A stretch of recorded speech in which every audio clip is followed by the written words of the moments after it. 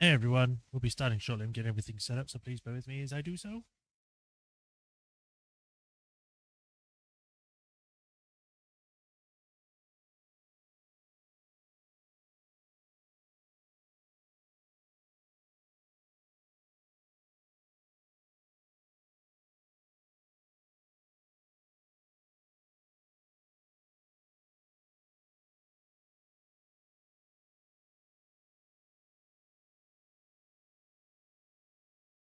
Okay. That's all done. Don't put these. Posted on here. Connection seems to be good. We seem to be alright. Everything seems to be okay. So let us begin. Hi everyone. Welcome to another stream of Apollo Justice Trilogy, Spirits of Justice. Today, we are going to be doing the DLC case. Which is called a special episode in this one. Last time we had actually finished the main story of the game. We had done all the main cases and all that. And we are now going to see how this one fares. Yeah,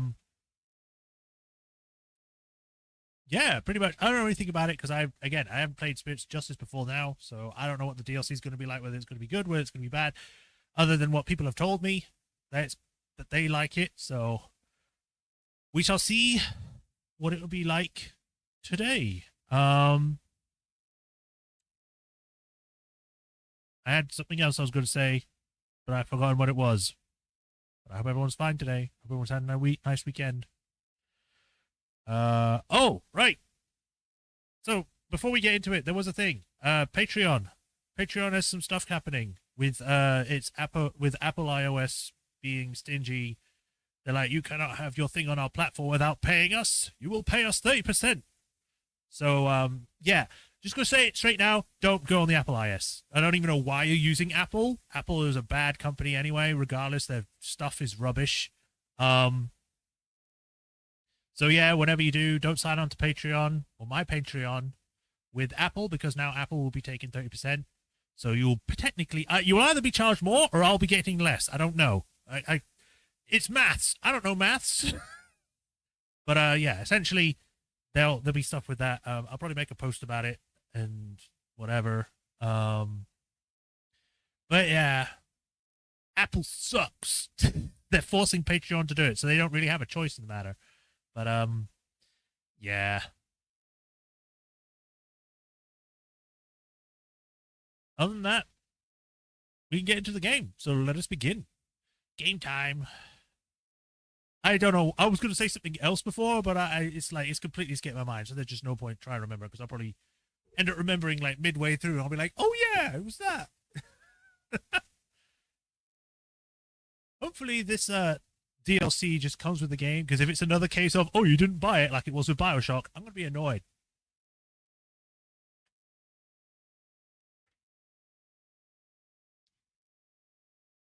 There we go. This game hasn't done it yet with the DLC. They usually just include it. Why is it doing that? Yep, cells are picked up. Everything seems to be okay. As a heads up, YouTube might be behind because for some reason it took a while to connect. So it may be like way behind compared to Twitch. So depending on if you're fine with that, you can do whatever. You can watch it on Twitch or YouTube. Yeah, showing on there. Cells being picked up. Everything seems to be good. Let us begin.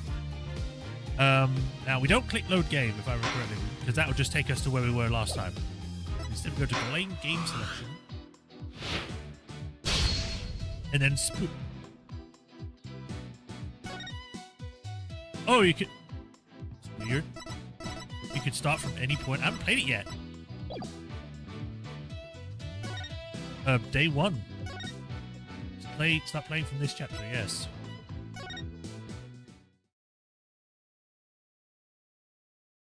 Special episode, Turnabout Time Traveler. Is that a balloon? It's a blimp. I'm not completely heartless. I'll even throw that time machine you cherish so much overboard with you. Is that Matt Mercer Please again? Take me back to that blissful moment.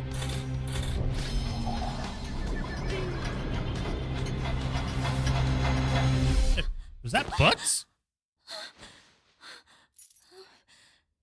It's almost time for the reception, milady.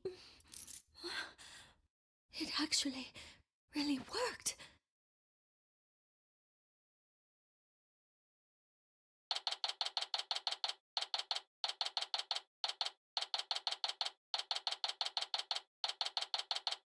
Okay. So either this is going to be a case of no, they don't actually travel back in time. It's a TV show, and they're pretending to do that, and it's going to be the main plot of the story. Or there's an actual time travel person, which would be weird, because that's a bit too far, in my opinion, compared to like people like controlling spirits and stuff. September 21st, 10:13 a.m. Write Anything Agency. I think this is after the main game. I'm not sure. I think it is. Okay, let me make sure I got this straight. When your magic panties appear, I do a backflip into a handstand and then blow out the candle? No, Athena, you got it all wrong. Do a backflip through the ring of fire while holding the candle in your mouth. There's no way I'll be able to do that. Candles are also kind of soft. Sure you can. I believe in you, Athena. Tracy, what are you and Athena up to? Athena's agreed to be my part-time performer in a magic show. I'd say no to some extra cash, but I probably should have thought it through first. No, it's human cannibal this, guillotine that. It's not like I have 9 lives, you know. Well, she doesn't have freaking Apollo to do it now, so... Made your bed, Athena. Now you got to lie in it. Oh, I'm too young to be taking out a life insurance policy already. My name is Phoenix Wright. Really? I'm the head of this law office. Since when did you become the head of this office, Daddy? Since before you were born? I don't know. Or existed in this universe? I mean, who exactly does all the cleaning, accounting, and scheduling around here, huh? Got me there, Trucy. This is Trucy Wright. She's my adopted daughter and a magician. And I'm Athena Sykes. The Rising Star Lawyer, the Write Anything Agency. Or rather, the Rising Star Assistant to Trucy, you mean? If I don't get back into the courtroom soon, I'm going to forget everything I've learned. Speaking of the courtroom, we haven't exactly had any clients lately, have we? This is as slow as ever, huh, Nick? Bet you made more money back when you played the piano. Oh, it's Larry. He's still got the hat?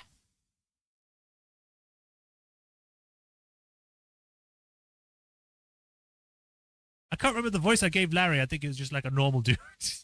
Yo, long time no see. Larry? I haven't seen you in years. What brings you here all of a sudden? Why are you dressed weird with heart symbols and brown glasses? Some big news that was. That's what. Okay. Who's this guy, boss? This is Larry Butts. He's, well, let's just say he's an old friend of mine. So, Larry, what's so big that you had to come and tell me in person? There's somebody I want you to meet. Hey, you can come in now. All right. Just dressed for a wedding. How do you do? Hi? That dress, is that a wedding dress? Yes, it is. My name is Ellen what? Wyatt. Is that either Wyatt or what? I don't know the pun on this one. I'm a domestic servant, a maid of the Sprocket household.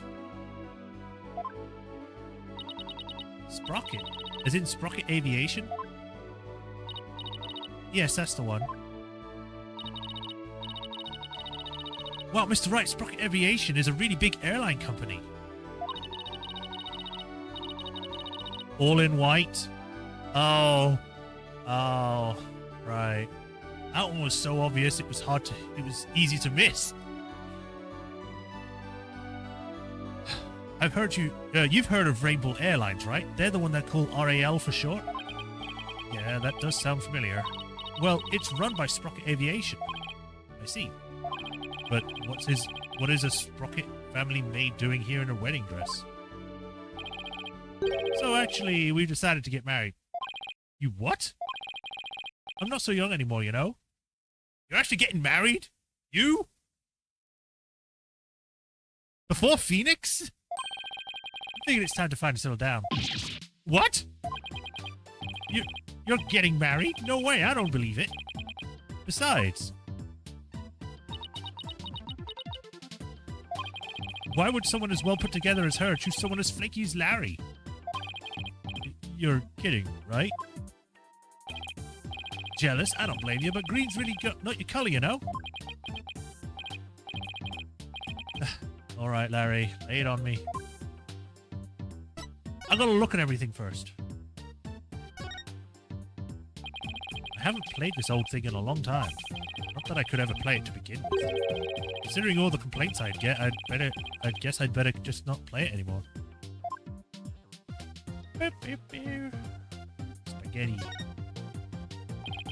Maybe I should tidy this place up every once in a while. Still, I bet we're going to be using all this stuff sometime soon again anyway. It's probably better just to leave things where they are. No wonder things are a mess. It's like, we'll need it eventually. Let's just leave it out forever. Apollo's jacket, Athena's notes, and Trucy's magic props. Not that I'm complaining, it's nice to know my friends and family are always close by. I bet we're the only office in existence that uses magic props as furniture. At this rate, Trucy's props are going to wind up taking over the whole office. I mean, they're already halfway there. Plan! Charlie looks as lush and green as ever. Thanks to Athena taking such good care of him. Guess I should pitch in every once in a while too, huh?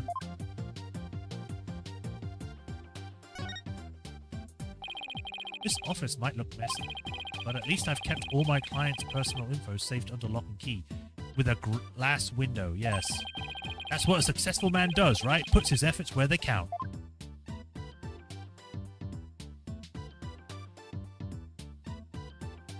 There's everything. Oh, by the way, look at my badge. What are you showing me your attorney's badge for? Wait, are you saying you want me to take your badge and hit the courtroom? Absolutely not. With you as a defense, you're liable to bring the whole court down house. What? Courthouse down? Literally, how do I mess that up? Court down house, yes. All I want is one chance to defend somebody in court. Objection! How was that? Pretty good, huh? Why does he seem more smug and smarmy in this one? I think it's just because he's in 3D, they can do more of his face, but... Ugh! He looks like a villain. Hey, can you borrow your badge now? You saw how awesome I am at pointing, right? I'm starting to think I'm a natural. I'm not lending you my badge and that's final. Besides, pointing isn't all that lawyers does. All that a lawyer does. Oh, pretty please. What are you gonna lose? My reputation for one. I never should have shown him my badge. But Phoenix, you have to show people your badge. It's part of your creed.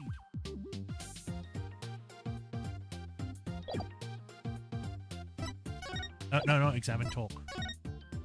You getting married? In all seriousness, Larry, are you really getting married? Not right away, but that's the plan. We're gonna elope, see? Like, love on the run, I guess you could say. Isn't that right, Ellie?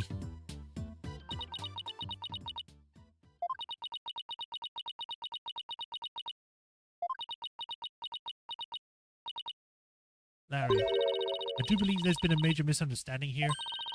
My heart already belongs to another. Hmm? I'm in love with Soren. Not you. Say what? That's about what I thought. But Ellie, baby, weren't you running away with me so we could get married? As I said, you misunderstand. You said you'd help me escape. That's the only reason I ran away with you.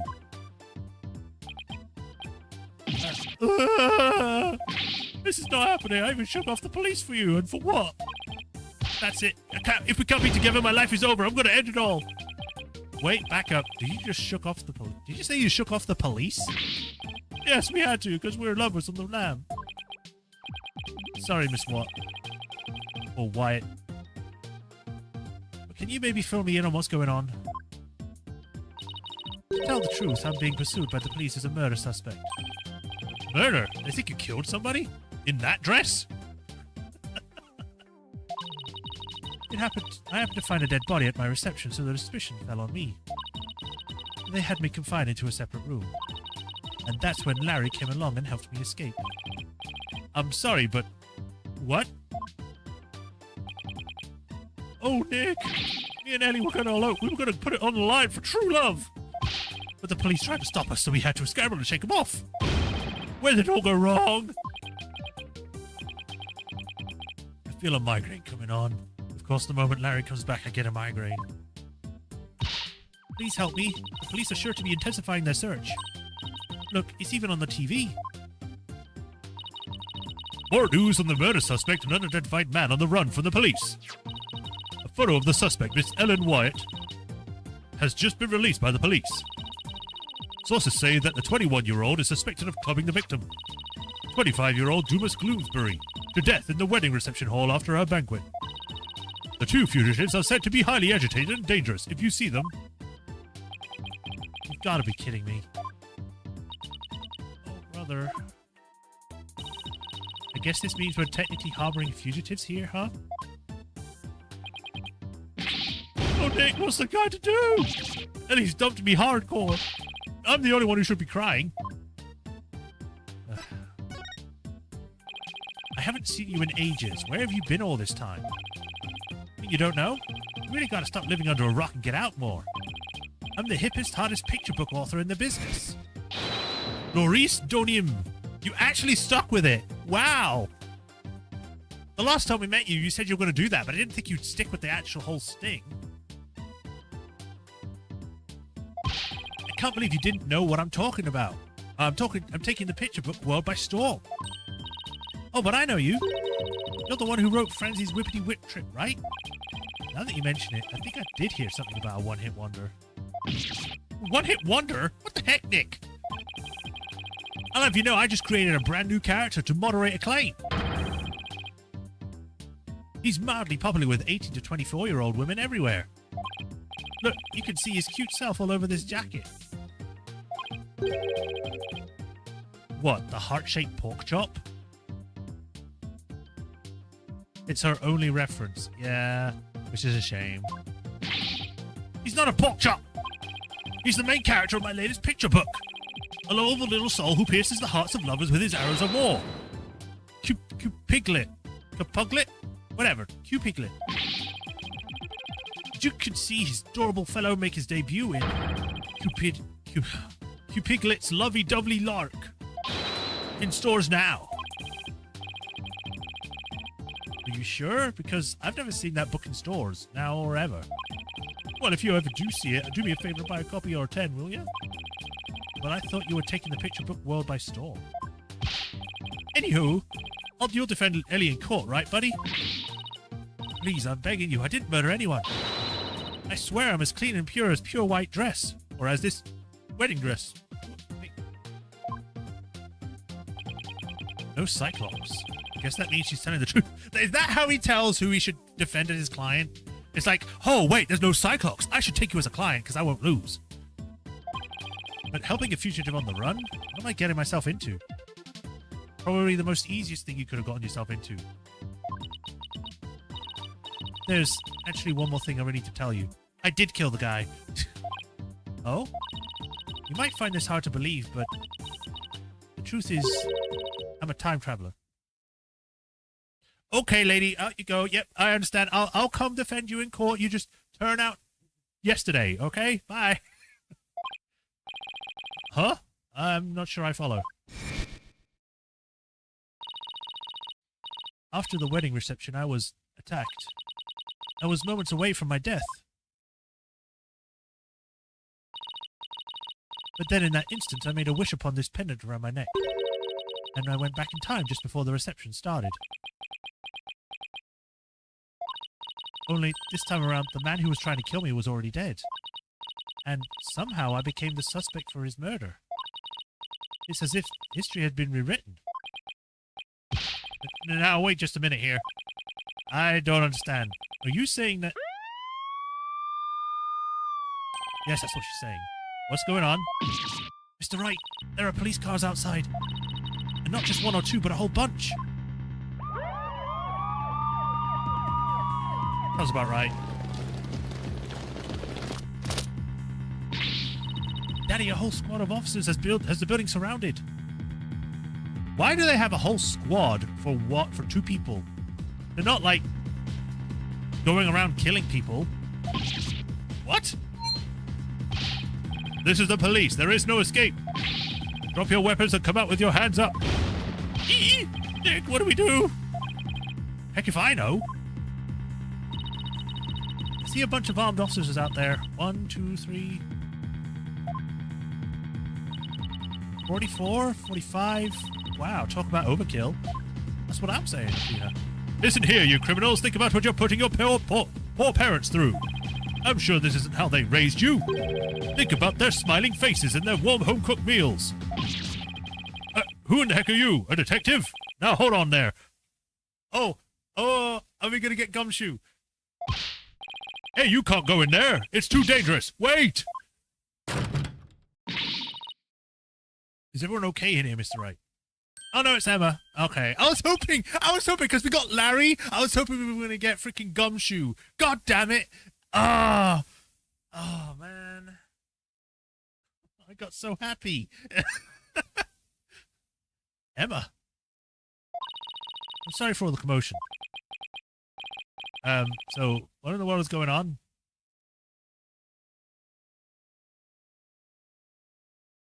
Note that her design is in reference to Gumshoe. Is it? She's not wearing a disheveled jacket. She doesn't look messy.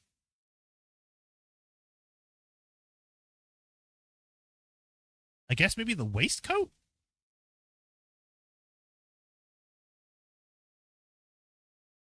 So what in the world is going on? Well, I raced over as soon as I heard that it was Mr. Butts who had hauled himself up in here with the murder suspect after he made off with her. And the fleet of patrol cars. The police are being extra careful because apparently a certain somebody yelled out, "Stay back, I have a bomb." I'm sure you can guess who I'm talking about. Harry. Well, the police were being so persistent, I had to do something, so I tried bluffing. By lying you had a bomb? You know, like you do in court, Nick. Please leave me out of this. Well, Mr. Wright, I'm bringing this young lady in for questioning. So if you want to talk with her, you'll have to go do it down at the detention center. I suppose I should thank you for your thoughtful gift of trouble and mayhem, Larry.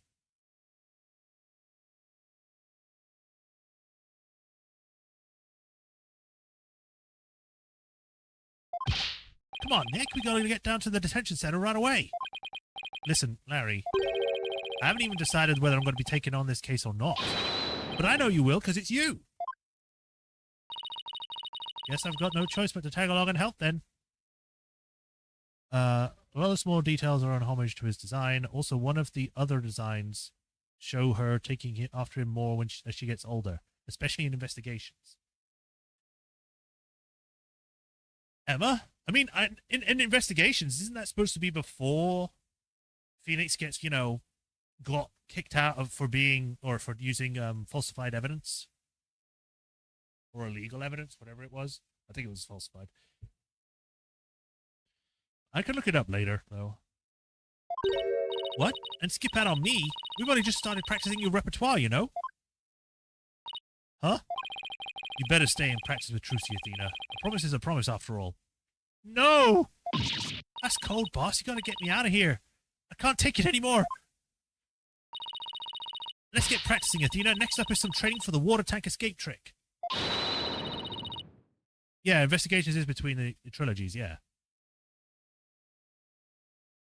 Stick your head in a bucket of water and hold your breath for 15 minutes. 15 minutes? People can only hold it for, 3? At best? No! Stop, I'm begging you. She's getting away. You get back here, Athena. Yes, guess the only person cut out to be Truce's assistant is Apollo.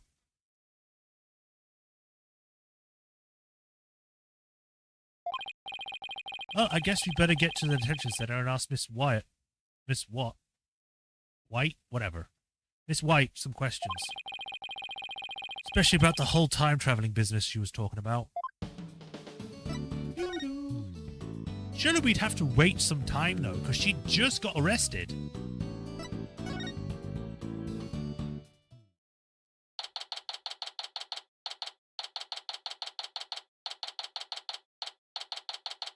Visitors room. Oh, it's you, Mr. Wright. Miss Wyatt. Would you mind if I ask you a few questions?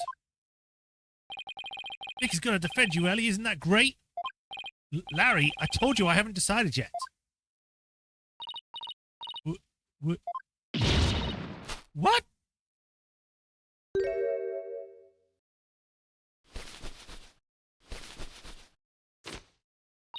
Where'd you get that frying pan?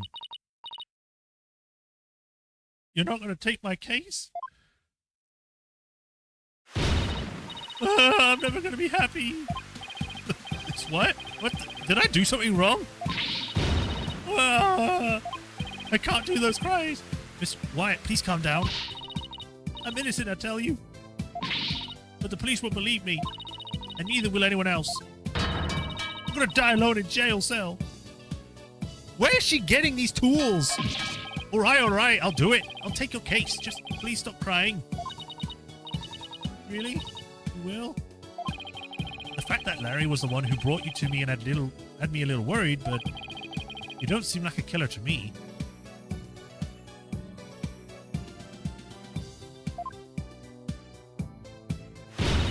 Oh, thank you. Ah. Thanks, Nick. I knew you'd come through. Did I really have a choice? She was kind of just falling apart. I guess not.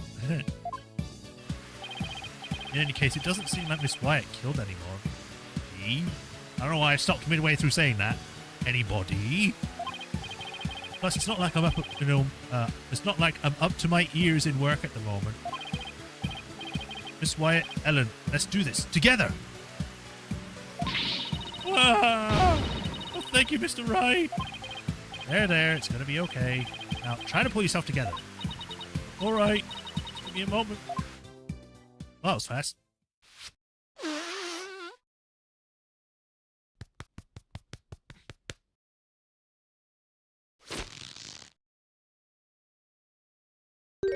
That was quick. I'm truly grateful for you taking on my defense, Mr. Wright. Sure, no problem. Wow, she literally pulled herself together. Yeah. Alright, let's have a little look around before I do anything. That camera. What is it pointed at anyway? If they're trying to film the defendant, shouldn't it be pointed more this way?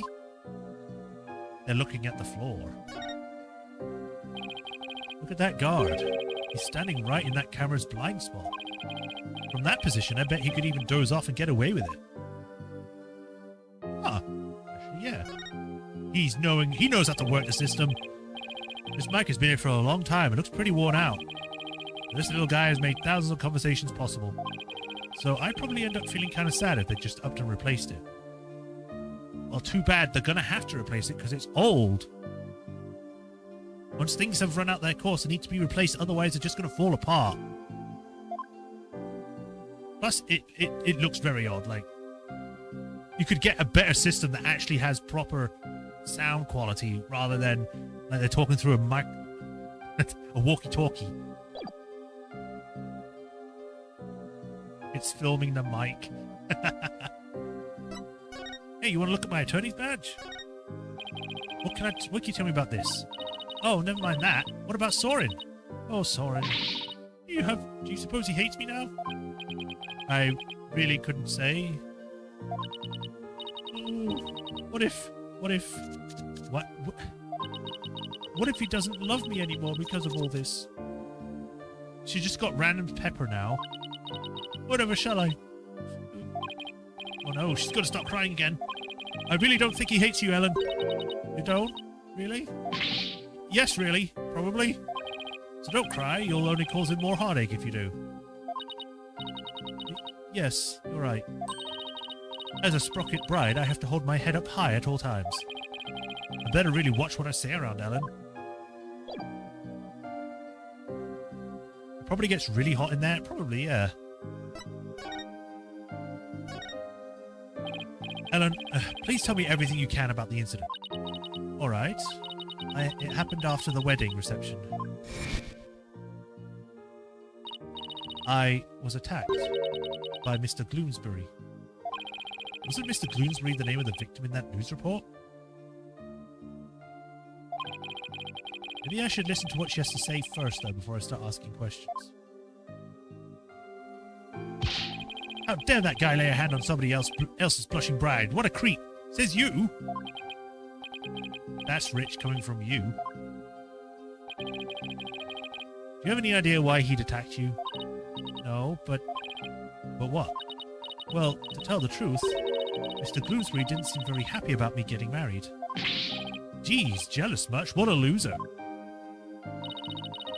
Mr. Gloomsbury had forced me onto the Vista deck. He was going to push me off. Oh, how frightening it all was. I was just about to lose my life on what should have been the happiest day of my life.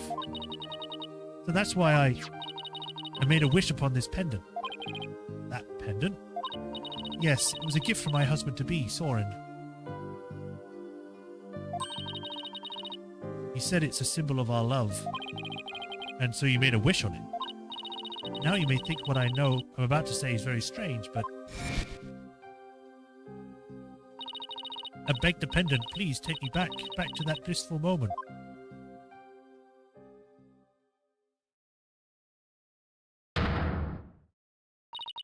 And you know what? It worked. It brought me back to just before the reception started. So that's the time-traveling thing you mentioned back at my office. I'm sorry, but I have to say, it's pretty unbelievable. Unbelievable?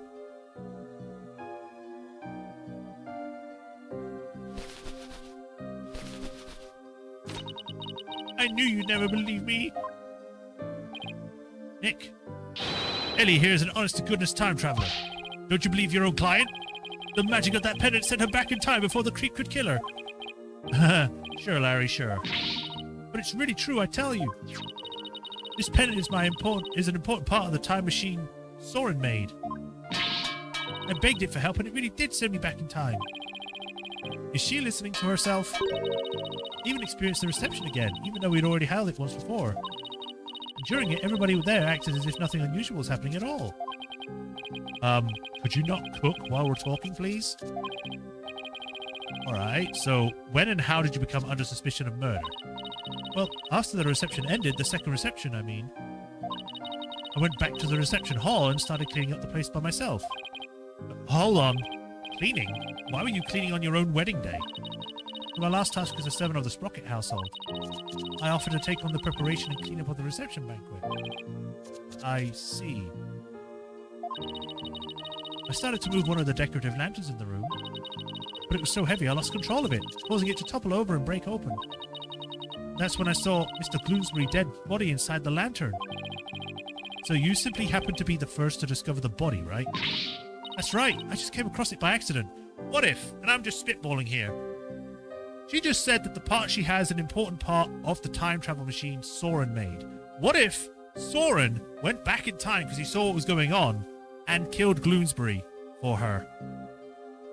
I don't know. But I became confused and didn't know what to do.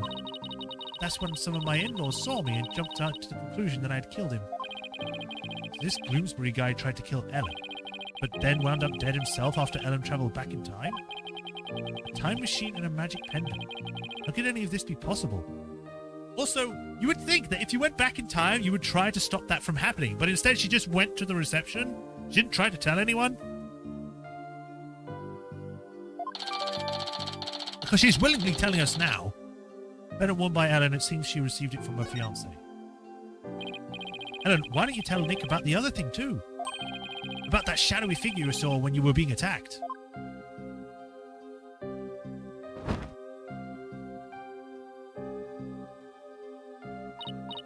Yes, good idea, Larry. So, you and Larry were never planning on getting married, right? That's right. We've only had a few brief interactions, so I can't say I know him at all. Oh, Ellie, how can you say that? You and me were bound by fate, I'm telling you. We're meant to be together. What?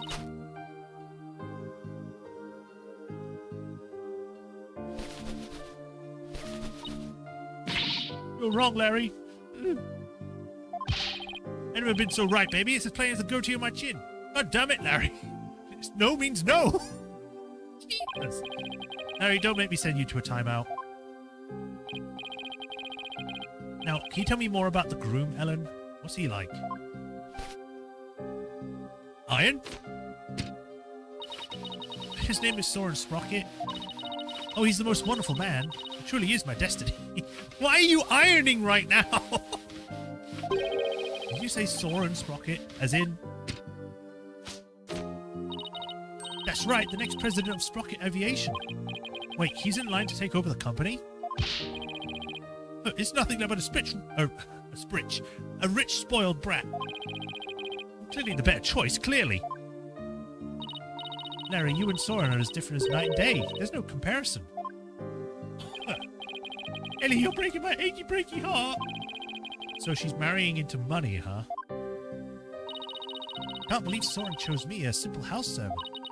He's my knight in shining armor, my prince. Oh, my Soren.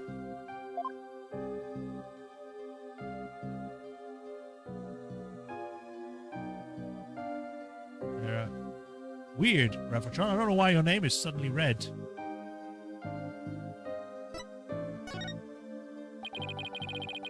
So, what's this shadowy figure you saw, Ellen? It was when Mr. Bloomsbury was attacking me. Right after I made a wish upon the pendant, I started to pass out.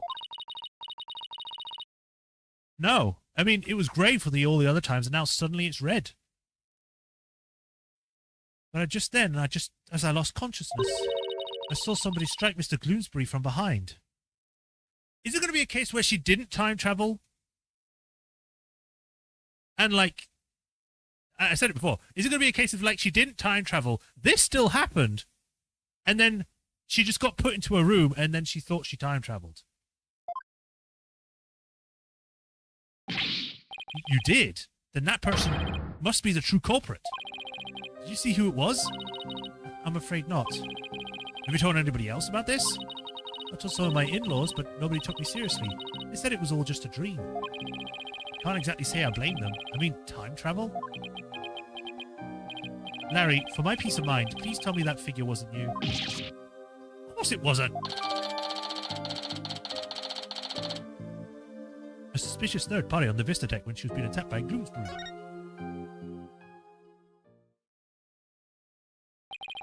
I guess I've asked all I can for now. Spick and span, spick and span! Ellen, what are you doing? I want to make everything clean and beautiful for when Soren comes. I can't have my future hubby come into a dirty room, can I?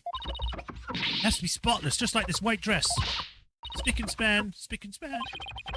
Let's hope we can wipe away all suspicion from you soon, too.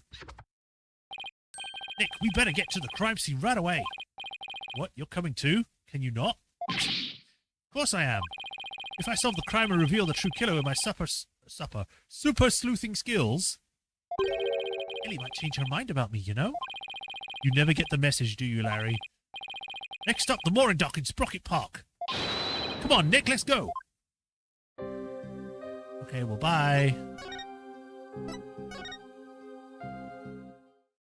The Flying Chapelle. Oh.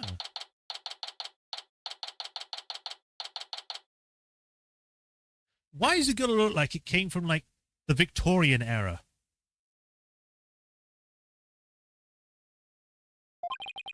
So this is Sprocket Park, but where's the reception hall?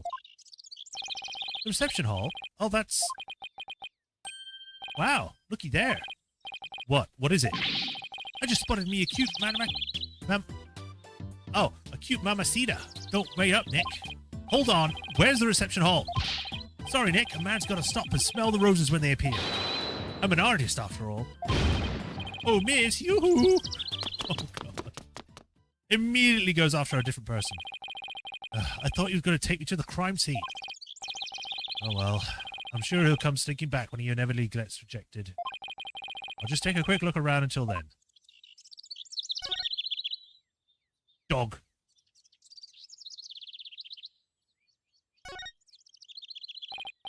Wow, that's a huge airship. Is moored to just a skinny little tower. I know it's tied down and all, but it looks like a good breeze could send it flying.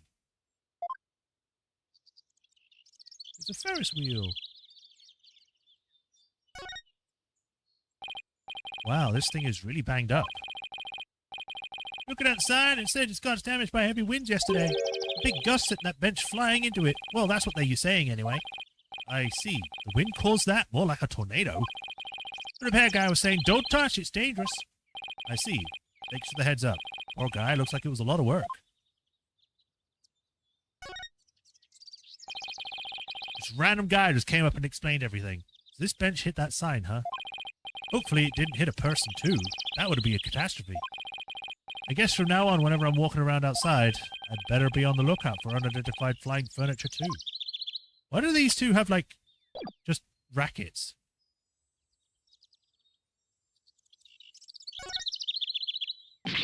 Wow, that airship is huge. Oops, didn't mean to say that out loud. I've only ever seen airships like this up in the sky. But I've got to say, they're mighty impressive when you see them up close. It's not an airship, it's a blimp. An airship is something like, you know, a galleon that can fly. That's an airship. This is a blimp.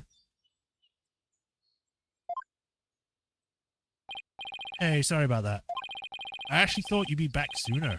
Didn't work out, huh? Lay off, man. I wasn't on my own game today. So, now that you're done, you mind telling me where the reception hall is already? What do you mean? It's right there in front of you. Huh? Right in front of me? Wait. What's that say? Flying Chapelle? Or is that Flying Chapel? Chapel. Do you mean to tell me... Yep, Eddie's reception is on that airship. Whoa, a sky-high reception hall? Yep, and that's where you'll find the crime scene. Man, not only does this airship fly through the sky, but the space-time continuum too. But the happy couple's honeymoon got left far behind when it made that time skip, though. Here, check the airship out for yourself with this pamphlet.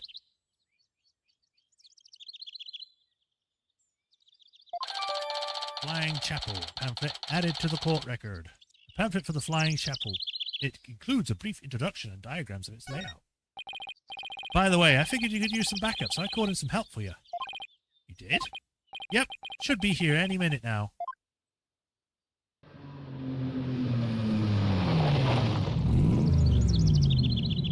I know that engine sound anywhere. Well, I don't. I just kind of guess who it might be. It's the sports car! That red sports car! Larry, don't tell me you called. You know it, buddy. I've trust you've been well, right? It's Maya, not who I was thinking. Surprise, no. Admit it, that was a pretty good Mr. Edgeworth impression, wasn't it? I even did the voice, so yes! Maya, what are you doing here? Larry called me up. He said something about it finally being time for him to tell the old knot. But that's funny. I'm pretty sure he mentioned something about being here with his bride. Maya, I know this is sudden, but please marry me.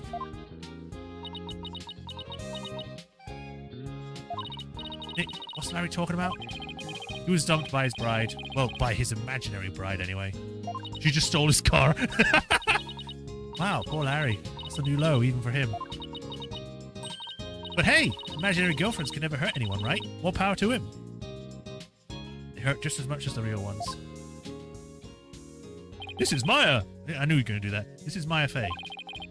She's been abroad for her training as a spirit medium, but now that her training is over, she's back home here in the States. That's right, the new and improved Maya Fey is on the scene. Spirit and girl power at the ready.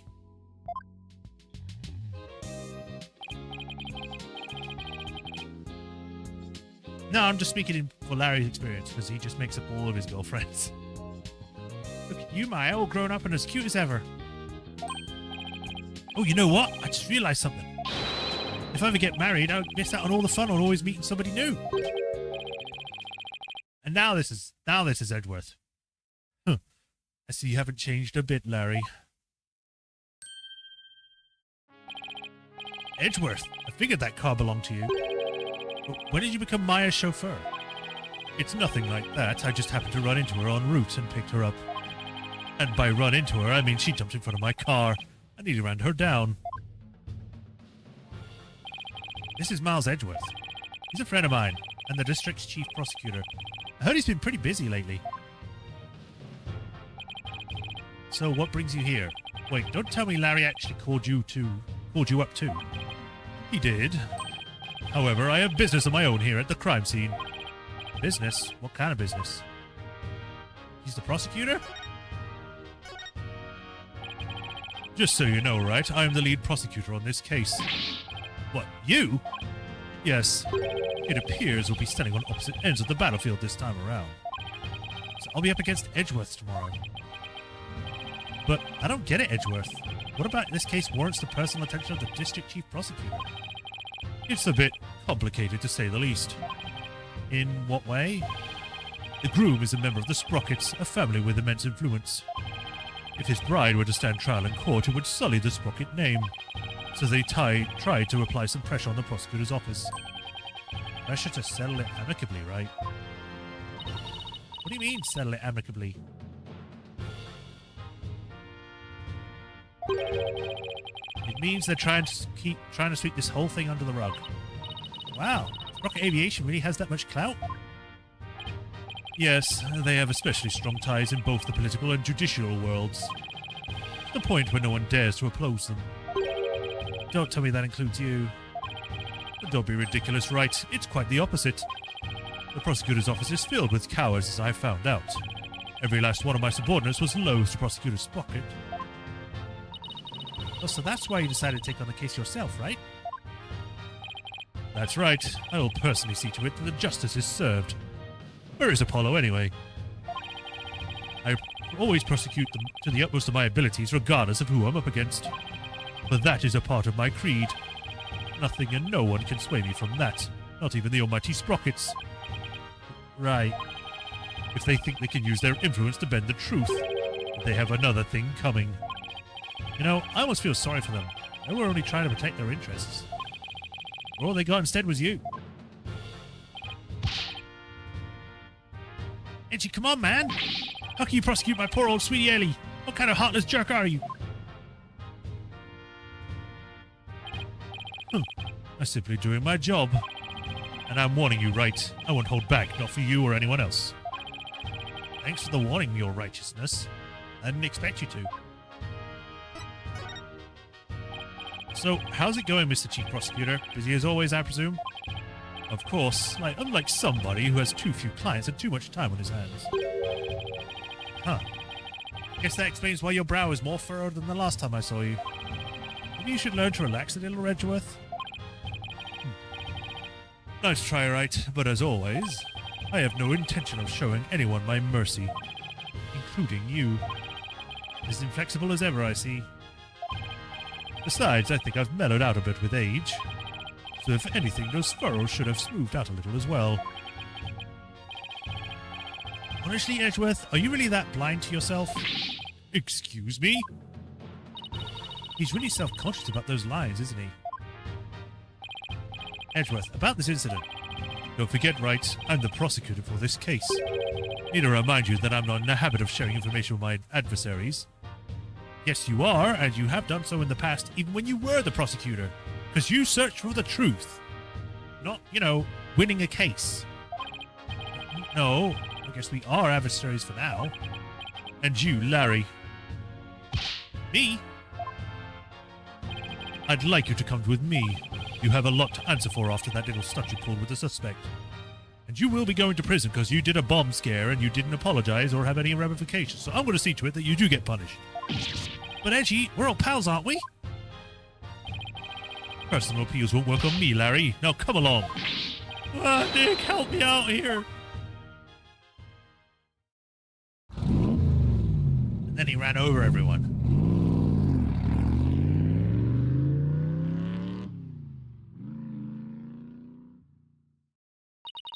Is it just me, or is Mr. Edgeworth as relentless as ever? Yeah, I guess some things never change. So much for mellowing out. Well, Nick, we better get up to it too. Up to what? Investigated the crime scene, of course. What else? Oh, whoops. It's been a long time since you and I teamed up like this. This is going to be fun. Fun, huh? It has been a long time, though, since we were last together like this. All right, to the crime scene then. Yeah, and away we go. Here's my badge. Your attorney's badge looks so nice and shiny on your lapel. It's so cool, like the mark of a true hero. If I can be a hero to my clients, then that's good enough for me. This is the only time someone's been like, hey, it looks pretty nice. Everyone else has been like, it's a bit sharp tarnished, isn't it? You can see it's flaking off. In that case, I'll be the commander that controls the hero from behind the scenes. Wait, are you saying you've been manipulating me all this time? Go robo-right to the crime scene. I guess that makes me a robo-lawyer? Whoa, what a beautiful pendant. It belongs to Ellen. I love its design of a gear with a rose in the center. I wonder if it was any special meaning. May the gears of our love keep on turning? Or something like that, maybe? Do you think their love will get in gear once we solve this case? I sure hope so. What do you think about this? It looks suspicious, but also not. It could really go either way, I suppose. Well, what if you had to come out down to one side or another? Then I guess I'd say it's probably neither. Thanks for the non-answer, Maya. An aerial wedding. Sounds so amazing. It sure would make up for the memory of a lifetime. I bet this wasn't the kind of memory poor Ellen hoped to make. You guys wonder, though? You gotta wonder, though. What? After the wedding, do you think the couple gets to ride the airship to their honeymoon? That would sure make things a breeze. It would also take forever. Yeah, I guess it would. Now, is there any new... Okay, I was going to say if there's any new dialogue, but I guess not. Except for this. It's not every day you get to see an airship up close like this. I'm pretty psyched for this. Me too, if it wasn't for the fact that it's the scene of a murder. Oh, right. Almost forgot about that part.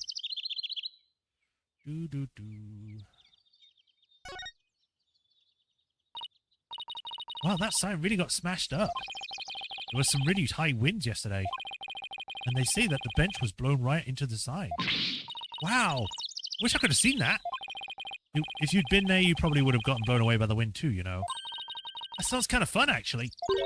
Don't tell me you never tried to use an umbrella to fly when you were a kid. I think I'll take staying alive over fun. Thank you very much.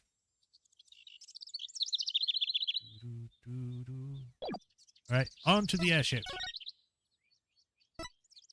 Or the blimp. What are these, bulls with wings?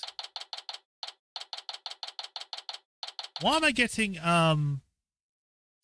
Professor Layton vibes from this? Weird. So this is the reception hall. According to the pamphlet, we're right here. Oh, right on the top of the ship. Okay. Yikes, we're pretty high up. But at least we're indoors, so it doesn't seem so bad. Oh, look, Nick. It's Emma. Hey, Emma, over here. Mr. Wright, Maya. Does this mean you've taken the case?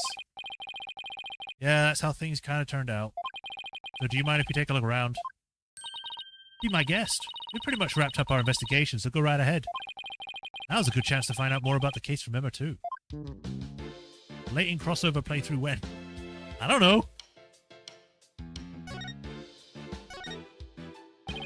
Edgeworth wouldn't tell us anything about this case. So, do you think you could give us a rundown? Well, seeing as he's going to be prosecuting, I expect him to be tight-lipped about it. The incident occurred yesterday on September 20th. It happened after the wedding reception, which lasted from 7 p.m. to 10. 7 to 10 p.m., huh? Got it. By the way, you didn't hear about any time traveling or anything, did you? Time traveling? What do you mean?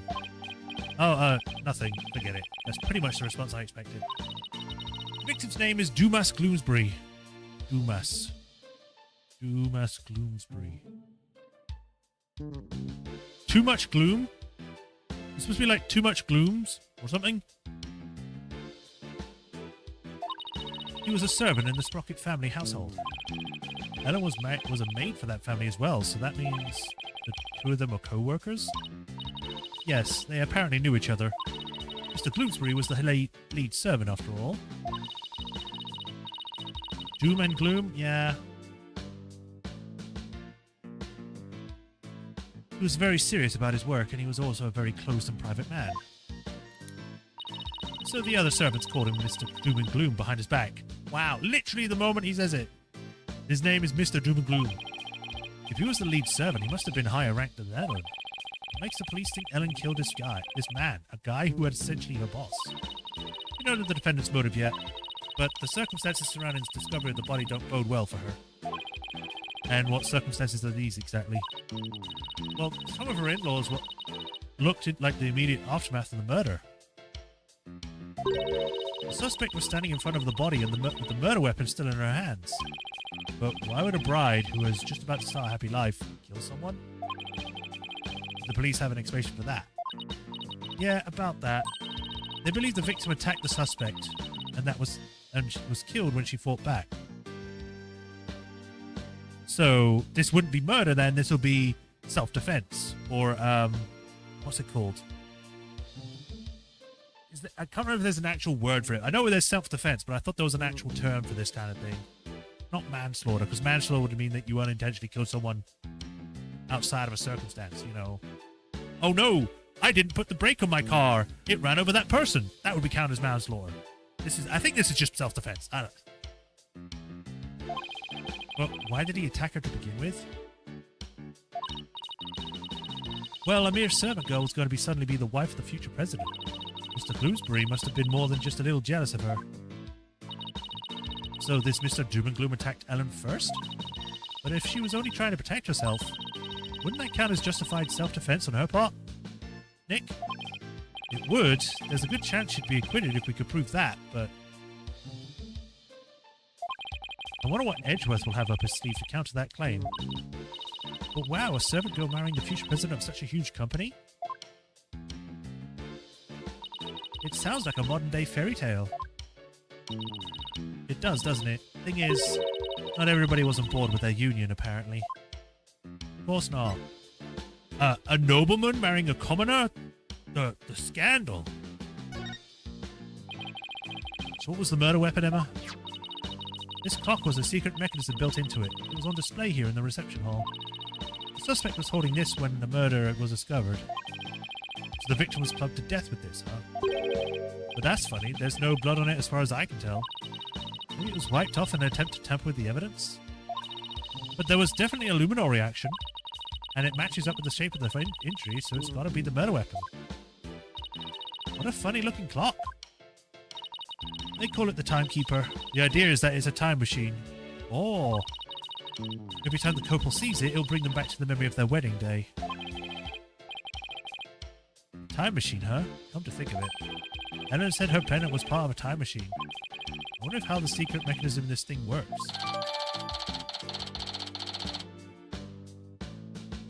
Yeah, the moment they were saying, like, the timekeeper, I was like, that sounds like the thinker.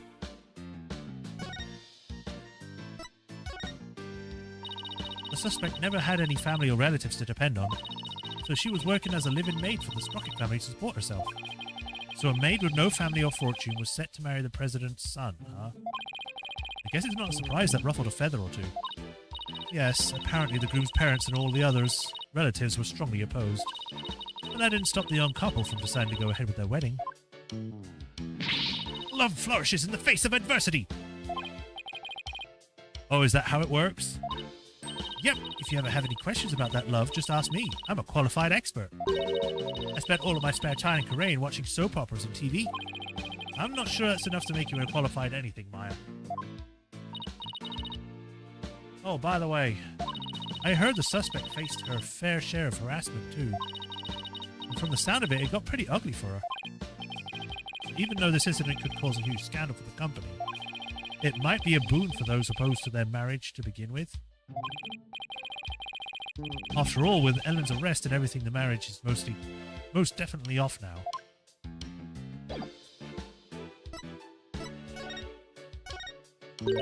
Is there something I could do to help you with that?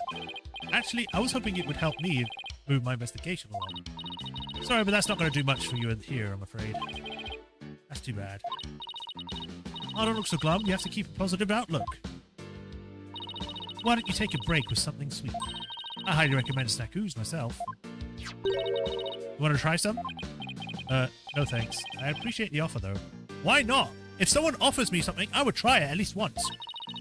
Push yourself. You don't know what you're missing. She's so sad. You made her sad. How dare you?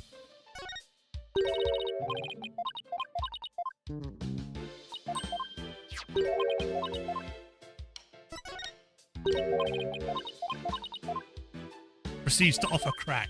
No, I don't. If it's illegal, I obviously won't take it.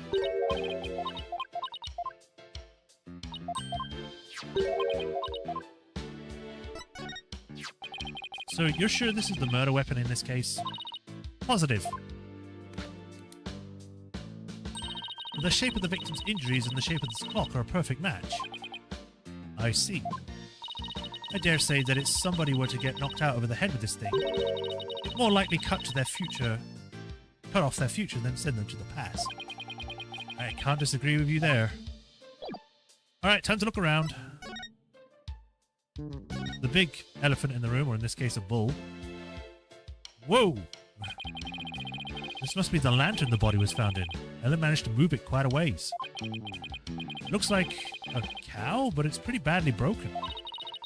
That's not a cow, Nick. That's a Pegasus. That's the lying horse. No way. It's definitely a cow. It's got horns and everything. Well, look, it has wings. Cows don't have wings. So it's a Pegasus, I tell you. Oh, I know. That pamphlet should tell us. Let's see. Apparently it's called a Pegamoo. I did not see that coming. Yet somehow the name really captures the essence of what this creature is, you know? It's ladders and step ladders. Look for looking into the true nature of ladders and step ladders. Why did I get that achievement now? That's not a step ladder or a ladder. It's a what? Huh? That's strange. What is?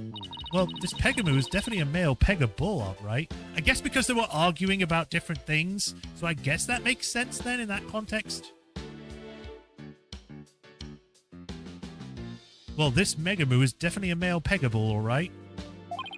Yeah, I'd say so. What with the horns and all. Okay, well, the Pegamoo over there is also a Pega bull. Pega bull. They're not Pega bull. Never mind. I'm just going to drop it there before it gets too weird. But take a look at that pamphlet. See, the one on the right says Pega bull, but the other one says Pega cow. Female Pega bull. Right.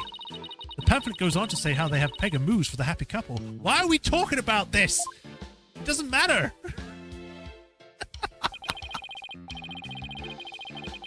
So for Ellen's ceremony, there should have been a male and female heir of Pegamoos. But for some reason, there were two males here. Maybe somebody made a mistake when they were setting up the room. Or maybe the guys actually wanted to be with Soren.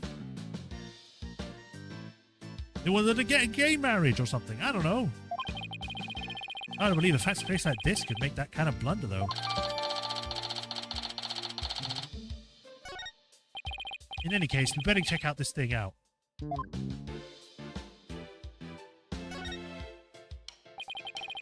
This is where the body was found.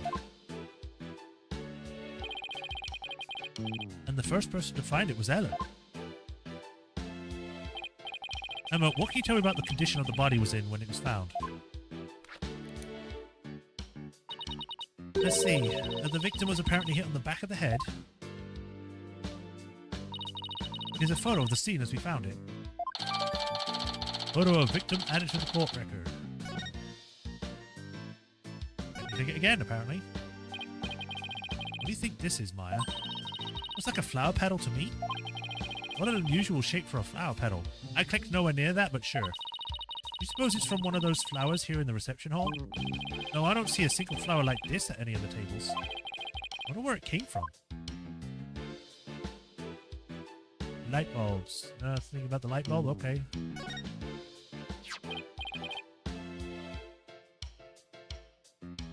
Hey, what's this? Grab Ellen when convenient, then send her off from the Vista deck. This can be taken one of two ways. Number one, grab Ellen and then throw her off from the Vista deck. Or number two, take Ellen and then send her off on another ship. Ooh, let me take a look. Grab Ellen when convenient, then send her off from the Vista deck. It looks like a note outlining the murder plot. Whoever wrote it has better handwriting than me, but it looks like they wrote it in a rush.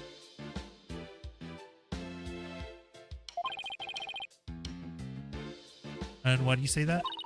Because the writing is only smudged starting from the middle of each line. That happens when a right-handed person with a single hook writes in a hurry. I mean, yeah, I guess, but they would also smudge the rest of this. The only parts that are smudged are from here and here. And they didn't do it here. I'll do it sometime myself when I'm not paying attention to where my hands is on the page. I guess I'll take your word on that, Miss Bad Handwriting Expert. Hey, even I don't smudge my handwriting this badly. Alright. Let's get back to the note. That note was apparently written by the victim. But why would he feel the need to write instructions to himself like this? Are you sure the victim wrote it? I sometimes write a note to myself before I go shopping. Potatoes, carrots, onions, flour. Maya, are you craving curry rice or something? Whoops. So, Emma, where's the Vista deck the note mentions? It's that heliport you see right outside the window over there. Meow. So he planned on pushing Ellen off from up there. What a monster.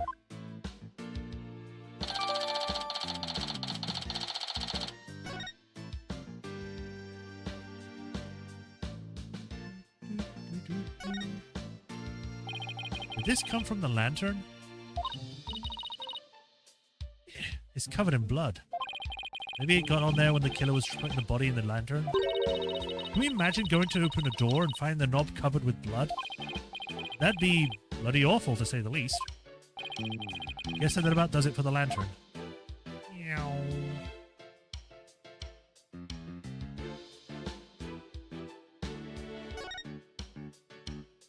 Looks like paint? It might be. Oh, look at the holes in this flying bovine. He must be a bull. Seems to be made to be through... He made it through the ceremony in one piece. By the look of those wheels, I bet he can be rolled around after rather easily, too. Yeah, I bet it would be quite a hassle if you had to lift and carry him everywhere. And this is what the backside looks like. What's that by the bottom of this tail? A wheel and handle? A wheel handle? Oh, I get it. This way they can get inside and change the light bulbs. See, they left the wheel handle on the inside unpainted. I guess they figured nobody will see it, so why bother? It makes sense to cut costs where you can. Well, overall, I can't say I see anything strange about this thing.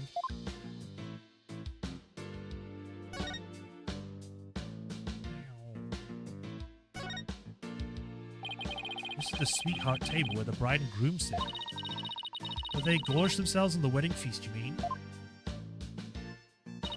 I'd be too nervous to eat in front of a bunch of guests like this, though. They say the newlyweds are usually really busy during the reception, you know. They have to greet and talk with all the guests that came to give them their blessings. They don't actually get all that much time to enjoy their dinner. Aw, I wouldn't be able to stand that. Can't imagine having a huge feast right in front of me and not being able to eat it. They say brides tend to have an especially hard time because of their wedding dresses. With those tight corsets squeezing their waists, they can barely eat a bite. Really? Sounds like wedding receptions are absolutely torture. Nick, if we get married, I don't want a reception. Just give me food. I guess food still wins out over romance in Maya's book. Random table. This must be where the time machine was placed. I can't believe that such a beautiful memento was used for murder. It's just awful. Nick, we have to prove to Ellen's innocence, no matter what it takes. I agree. We can't let this go down as the saddest flying wedding reception in history.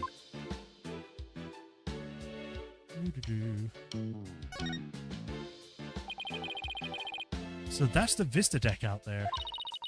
I bet the view is amazing, but I guess it also kind of freaks you out, huh, Nick? Yeah, kind of. Mostly because there's no surviving a fall from way up there. Because we're on top of the blimp, if you get pushed off, when you get pushed off onto the blimp, so you could slide down it, you could have a chance to grab something. But, you know, that's wishful thinking. I think that about does it for this area.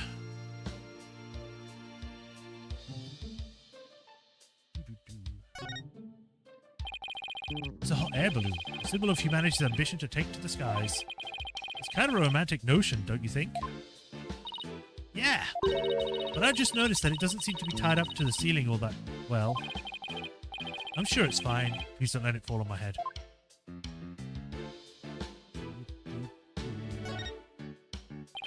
A model airplane. Perfect decoration for an airline company wedding. And a propeller plane like this lends the room a great old-timey feel. Ooh, I'd love to see the Steel Samurai fly a plane like this. Do you imagine it?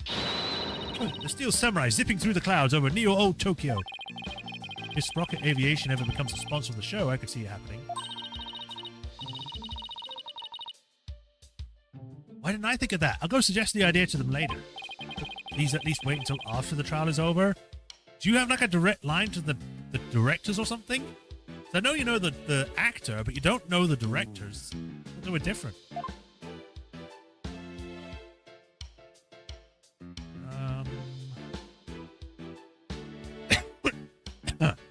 I can go left and right, so let's turn around. Whoops. Whee! That's one big partition screen. Industrial size, even. I bet if it'd cause an industrial-sized mess if it fell over. And that's why you're not allowed to touch it, Maya. What? Then who's going to test how stable it is? Just leave it alone, please.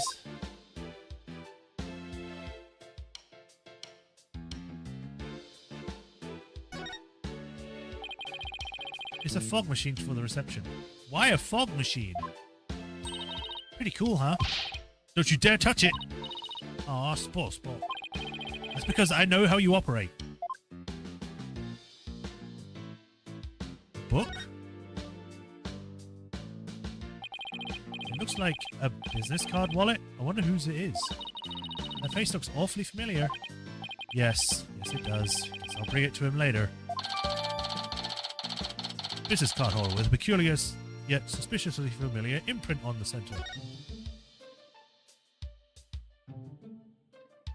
Nothing else I can see on this side. Rotate! I wonder what this partition was for. I imagine people like the reception staff or entertainers use it. They probably wait behind it when they are on standby. I see. In a partition of this size, I bet they could even fit an elephant back there. Not that anyone would say would.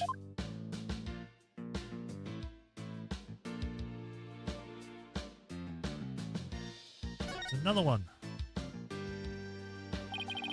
It's a fog machine. I wonder if they used it during the reception. Ooh. Hey, Nick, go stand over there for a sec. Why? Just because. Now go! Alright. I've got a bad feeling about it.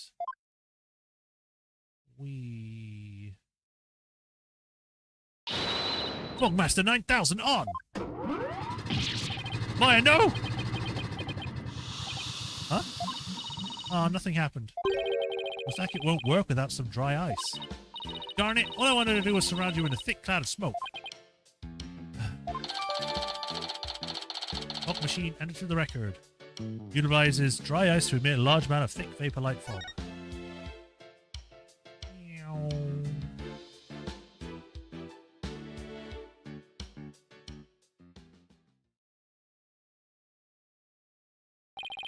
Well, I guess that just about does it for the crime scene. Hey, Nick. I want to see the rest of the airship. Might as well, since we're here. True, we might even run into some of the other people involved in the case. Oh, hello!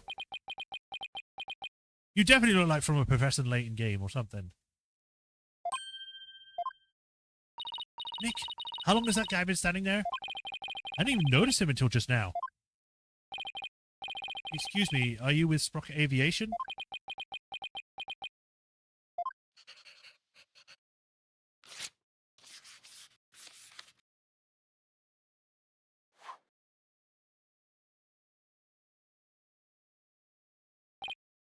Huh? Nick, you wrote something on that paper airplane. I guess they're supposed to read it then? Let's see here. Get out, intruders. Well, that was rather cold welcome. Mr. Wright, Maya, meet the lone son of the president of Sprocket Aviation. Soren Sprocket. Or to put it another way, the future president of Sprocket Aviation. So he's Ellen's fiancé?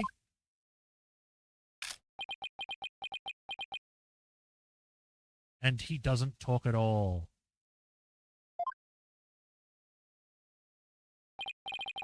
Oh, there he goes. Kind of an eccentric. And here's the genius inventor behind many of the Sprocket Aviation's business successes. Also, did a light suddenly start shining on a table over there? An inventor, huh? Yep, he even designed this airship. That's pretty impressive. Nick, there's no time to be standing around gawking. We have to go after him. We need to ask him some questions about Ellen. Oh, right. It looked like he was heading outside. Wait a minute.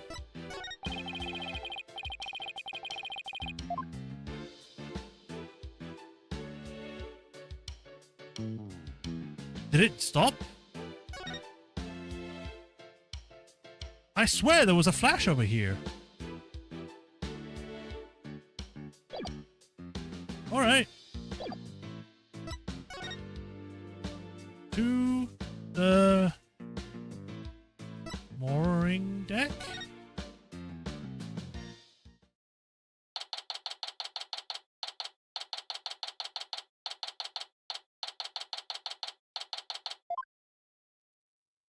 There he is. Grab him.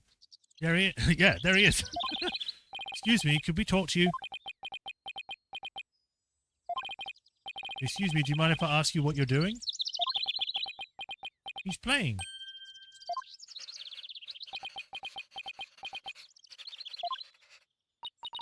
He sure is running up a storm.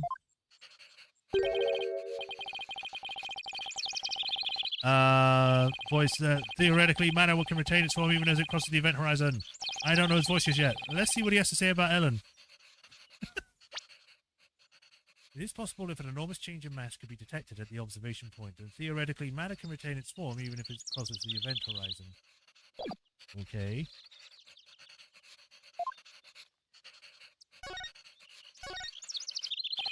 Excuse me, but we're representing Ellen in court tomorrow, so could we ask you about the case?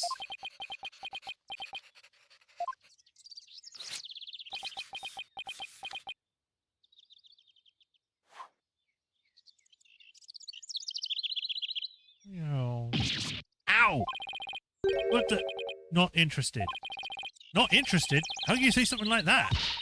This is about your fiancée. She's under arrest, you know.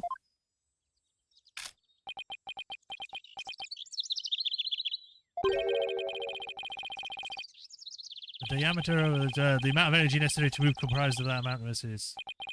He's off in his own little world. Can't believe he said he's not interested in talking about his own bride's arrest. We'll just have to talk on his level then. There's something he might be interested in. Probably the locket. Could you take a look at this? Is that... what voice should I give him? I guess it's kind of like... Not pompous. But definitely like... Sort of... high. kind of deal. Not like high as in like high pitched. High as in like he is in a high position. But he's young too. So it'd be like, is that Ellen's? I can't quite do it, so you know. Ellen told us that she traveled through time during the incident. She said it happened after she made a wish on this pendant. You mean to say you two are Ellen's lawyers? Yes, I just told you that a minute ago. Sorry, I was lost in thought. He wasn't even listening? Oh boy. It's not at all what I expected, based on Ellen's gushing testimonial anyway. We'd like to ask you about Ellen's case, if you don't mind.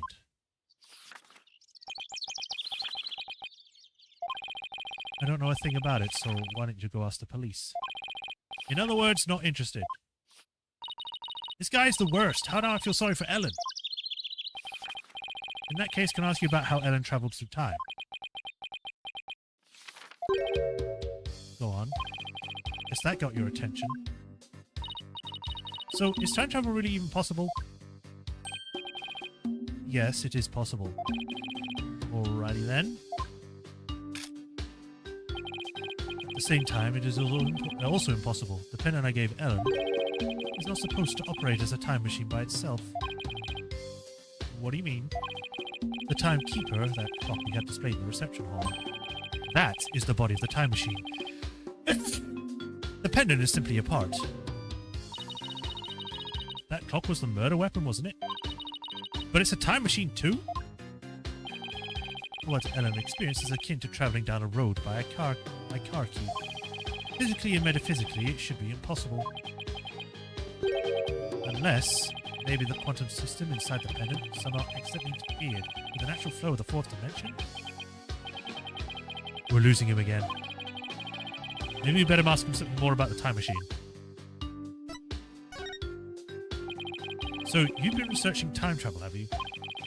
Moving through the space-time continuum would be a man's ultimate means of travel. Time travel is a mode of transportation. Since the dawn of time, man has developed multifarious methods of transportation. Horses, steam engines, gas engines, airplanes, spaceships. I just have to interrupt you for a minute there. Horses are not an invention. They existed. You don't just invent a horse. Everything else, yes, we invented those. Horses, we didn't. But they are all fundamentally similar in that they can constitute three-dimensional movement. Travel through the space-time continuum would shift man came into a new paradigm. Also be very dangerous for the time continuum, but you don't care about that, I guess. I don't know why, Nick, but I'm getting awfully sleepy all of a sudden. For generations, rocket aviation has advanced the development of transportation. Yeah, it certainly looks like that, seeing as you're still dressing in Victorian times. Therefore, it's only natural that I would research time travel as a man's next great leap. Or space travel! You know, that would be the next great leap. Time travel is a huge leap. Go to space first. Oh, you done? So what exactly does all the stuff you were saying, Nick? Well, basically, it's like taking a hamburger joint and adding a drive-thru to it, I guess. Oh, I get it. It's the same burger, but with a quicker and more efficient delivery system. So what Soren really wants to do is launch humanity into the future. Launch, not lunch. But do you really believe that time travel is possible? It only becomes truly impossible when man stops daring to believe. Besides, time travelers do exist, you know. Uh-huh. But you wouldn't understand. You hear that, Nick? Time travelers really do exist. All I know is, Soren isn't the easiest guy to wrap your head around. I don't know, I kind of like the way he talks. He's full of hope for the future. He's more passionate than I thought too, when it comes to inventions anyway. Yeah, his apparent lack of concern for Ellen is troubling though. So, I hear that the rest of the Sprocket family was opposed to your marriage. What are your thoughts on that? Hi. Butler? Master Soren. Oh, God! Brown-haired Sephiroth? He's seriously brown-haired Sephiroth. Even has the shoulder thing. Okay. It's time for the meeting of next term's project,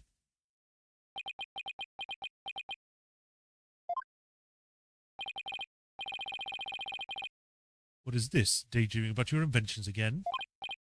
Tut tut, you are the future president. You must consider the business side too. That is not green, that's brown. Like very light brown. It is I found Soren. Send the car over at once. Why are they using such old-fashioned technology? They are supposed to be a transportation firm, and yet they're acting as though they're in the past. Or are they saying like, no, actually, this company is actually time travelers?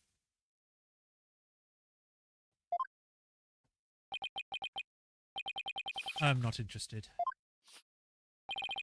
Oh, Master Soren, you do give me quite the headache at times. In any case, your attendant is waiting.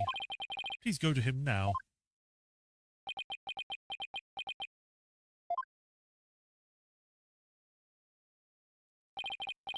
Excuse me, but who are you?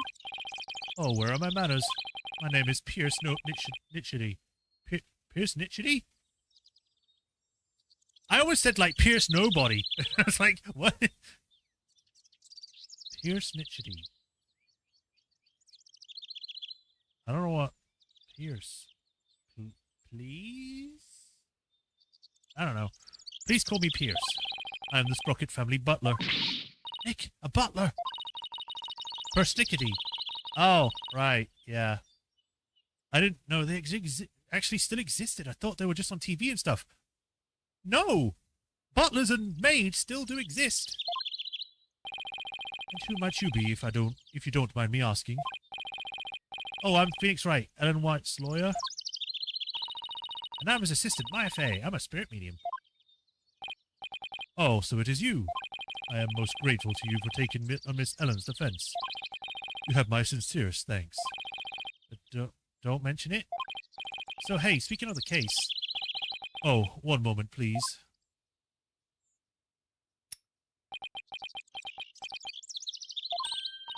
Wow, what a beautiful pocket watch. Oh, this? It's just a bit of good luck charm. It's one expensive good luck charm. But I guess it makes sense, knowing the time is pretty important on this line of work. So I guess that pocket watch is as important to him as my attorney's badge is to me. And there is a little time before I must attend Master Soren again. Or why not come to Sprocket Manor? Huh? You mean to Soren's home? As a token of appreciation for taking on Miss Ellen's defense, I would like to serve you some delicious tea and refreshments. Oh boy, Nick! Fancy high society tea party! With high-class snacks and everything! Don't do it! It's a trap! They're going to put us into the brig or something! What about the investigation? Are you kidding? What better place to investigate next than Soren's house?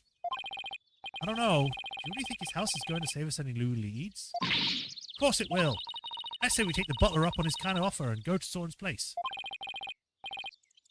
All right, you win. Very good. To Sprocket Manor, then.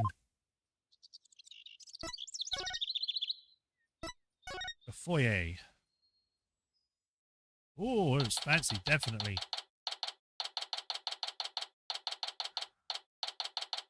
I feel like I have gone back in time, which is probably the point. Wow, this place does not disappoint. Ooh, I'm so excited. There's the bull. Whoa, slow down, Maya. The mansion isn't going anywhere. Also, you're running around someone's home. Now then, we don't have to worry about any untoward eavesdropping here. I take it you wanted to ask me some questions. Huh? That's why you invited us here? I am sorry to have tricked you like this. But this is a murder after all. I couldn't talk openly about it in public and risk sullying the Sprockets family reputation. Ah, I was really looking forward to all those fancy snacks too. There, Maya. Don't cry. This Pierce guy is one shrewd man. And the real murderer. Hey, Nick, look at that cute vintage radio. Radio? Oh, that thing over there under the stuffed bull's head? I want to take a closer look. Maya, I thought I told you to settle down. I'm sorry. Not to worry.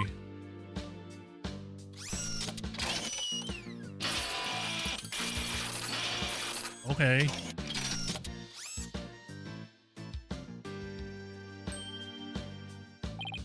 Wow, that little mech fixed it right up. I am not only the butler, but I am also Sprocket, Aviation's Repair Department Director.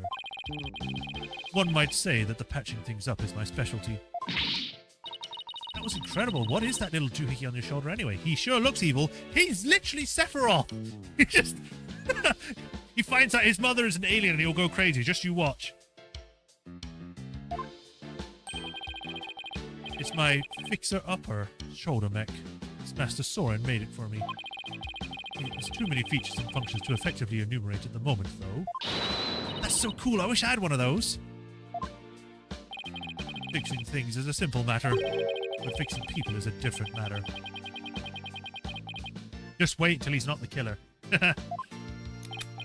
Oh, but forgive me. I seem to have gotten sidetracked. He must be in shock over Mr. Gloomsbury's death. Still, I do need to ask him some questions about the case. I should take a look around and see what I can find out while I'm here too. Which is the first thing we will do. Hello, can I speak to you? No? Okay, what about this on the floor? Excuse me, but there's a card on the floor. Well, look at that. It's Flying Chappelle's card. Flying Chappelle? What areas on the Flying Chappelle require a key card, if I may ask? Most areas we want to keep the public out of, such as the staff room and the hold, which is chock full of run out of breath. Chock full of machinery. I need to breathe between sentences. So you can't enter those areas without a keycard. But that's right. This one here belongs to Ellen. Wait, what's Ellen's keycard doing here? Did Ellen come back here after the incident occurred? I don't believe so, and she was arrested by the police straight away this morning. Although, there was a strange man with a gaudy jacket in here earlier. Is that man wearing a beret by any chance? Oh, yes, he was. As a matter of fact, he was also wearing sunglasses and a fake mustache. Larry. Every time Larry's involved, he makes things worse. The only time he did any good was in the Iris one. I knew it. The only question is, what was he doing here?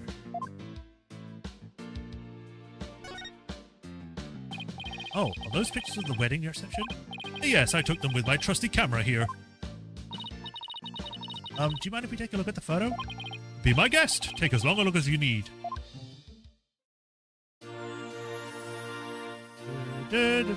Smoke machines. Way too much. Well, what do you think of this gorgeous dreamscape? Why did they just look nonplussed? I mean, I think she's blushing, but I'm not sure. She looks more like she's puffing her cheeks. And he's just like, oh. Thick fog billows across the room, making it look as if the couple were walking on clouds. Wow, look at that beautiful Ellen is here. She looks like a little nervous, though. She does, doesn't she? Hey, look, there's Pierce. Really, where? Right there, behind the sweetheart table. And he's looking at the bull. Hey, you're right. I bet he was there attending to the happy couple the whole dinner.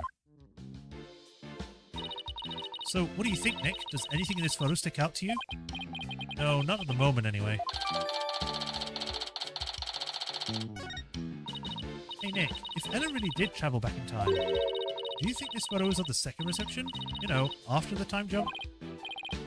I wonder. Excuse me, sir. Yes, what can I help you? Ellen told us she traveled back in time. Would you happen to know anything about that? Oh, no, I haven't the foggiest idea what you're talking about. He climbed up faster than a clam.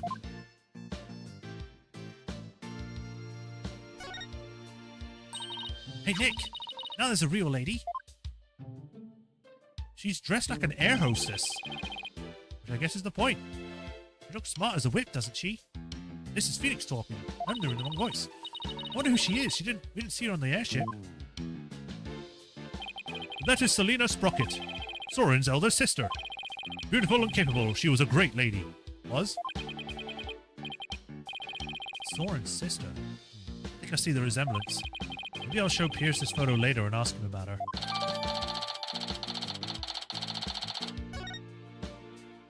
When you say was, that make it sound like she's dead. Nick! Look at that airplane propeller up there going around and round. You see they got an aviation theme going on. Makes sense for an airline family. What if it doubles as a fan? Ooh, what if the rest of the plane were on the other side of that wall? And the wall would open up so the plane could take off in an emergency. How cool would that be? If that's what's behind the propeller wall, then what's behind the bull wall across the way? Oh, I know. Maybe it's the rest of him. That must be where the sprockets get their milk.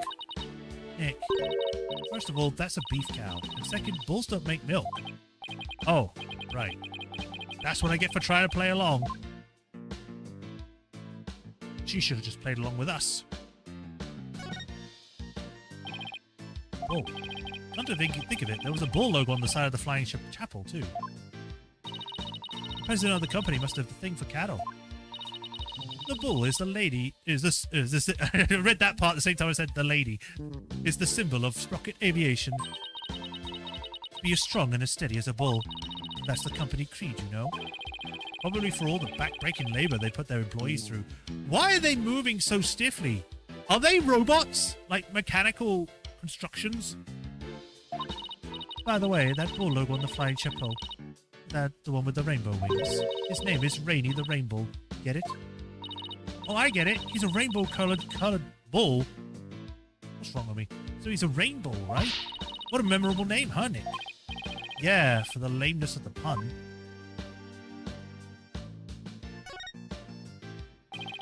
Don't you dare touch that radio again. Looks like an expensive antique. What are you worried about? If it breaks again, Pierce will fix it up right again. I really hope he's nice enough to waive the repair bill. Flowers. Oh, it's the bridal bouquet. Hey, Nick, how about I throw it? And you try to catch it. Why me? Just because. I bet you look hilarious flying around trying to grab it. But doesn't tradition dictate that it's the ladies that go after the bouquet? Who cares? Just catch it. Here. Ow! Hey, you threw that right in my face. Oh, you don't want to catch that bouquet, trust me. Why not? They say it's bad luck to catch the bouquet of the marriage that doesn't last. But I already caught it. Whoops, too late now, huh, Nick? You mean a marriage that won't last? Touch the cow. Again?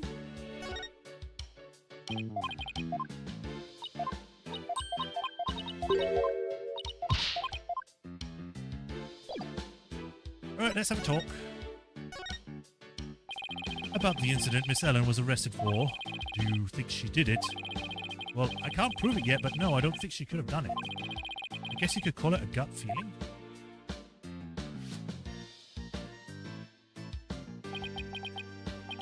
I see. I guess we have different opinions then.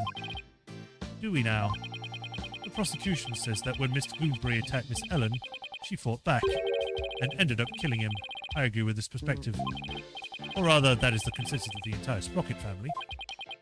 Even so, I heard an interesting story from the Chief Prosecutor Edgeworth. I heard that the Sprocket family had tried to pressure the prosecutor's office into burying this case. You don't just mention that, Phoenix. I fear you are mistaken. All we sought was a merely legal consultation. Besides, none of it matters now, as she is no longer a part of this family. Fortunately for us, they have yet to get their marriage license before holding the banquet. So basically, once they realized they couldn't sway the prosecution, they cut her loose.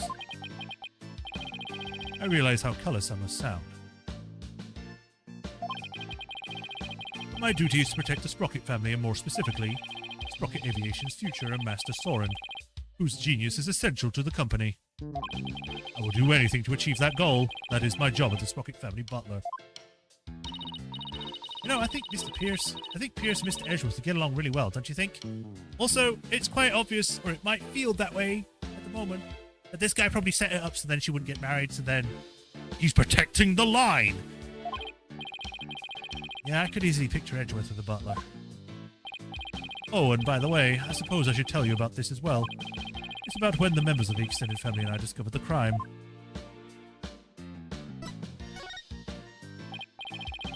Did Ellen say anything to you about traveling through time?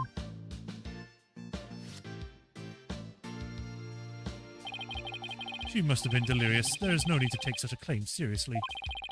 Soren himself said that time travel was possible, though. Master Soren said that?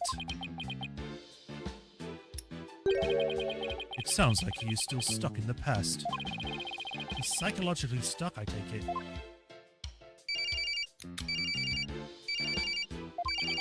Excuse me?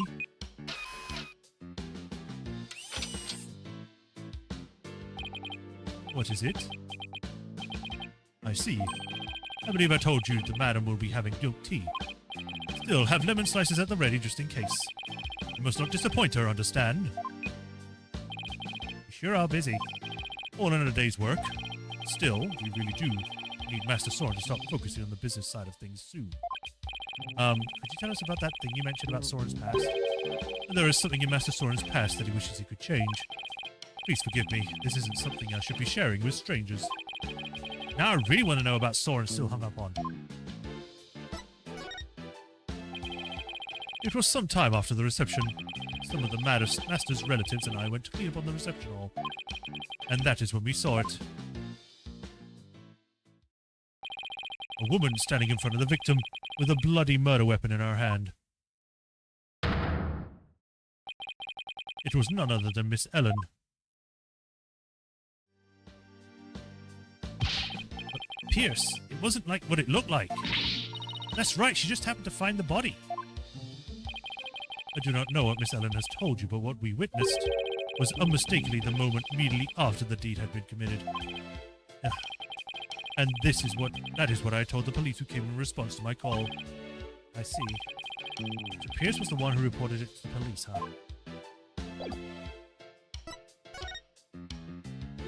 Look at my badge. And what is this?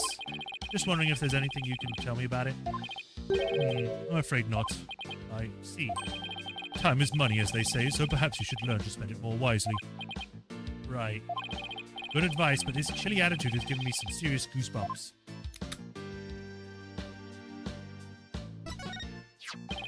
Master Soren made the timekeeper as a symbol of their love for each other. A symbol now tainted with blood. I can only imagine how shocking this must be for Master Soren. But surely Soren believes in the woman he loves. Master Soren has the future of Sprocket Aviation to think about. He cannot afford to let his personal feelings affect his judgment. Right. That's awful. You might think so, but that's the kind of responsibility he must bear. It's not. You're forcing that kind of responsibility on into him. So, yeah, he can still lead the thing. He can also have his own personal life. They're treating it like it's royalty.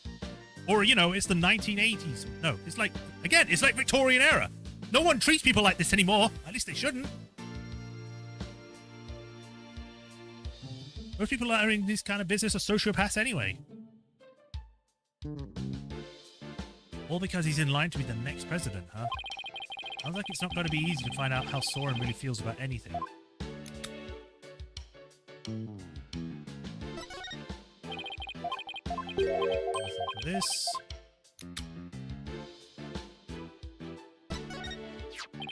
This incident has severely damaged the company's reputation. I expect reservations for weddings in the Flying Chapel will face an unfortunate decline. Pierce, you just lost a subordinate. Yet all you can think about is the business? I am not made of stone, I assure you. But if the company were to go under because of this incident, countless employees would lose their jobs. Because of one case of murder on one blimp, the entire industry is just going to destroy itself. Yeah, that's how it works. I see. To be honest, I wish we could have hidden this tragedy from the public. But now that it's going to trial, I suppose there is nothing to be done about it. So the fate of the company depends on this trial. This is more than I bargained for. Master Soren made the timekeeper as a symbol of their love for each other. A symbol of how tainted with blood, the same as before.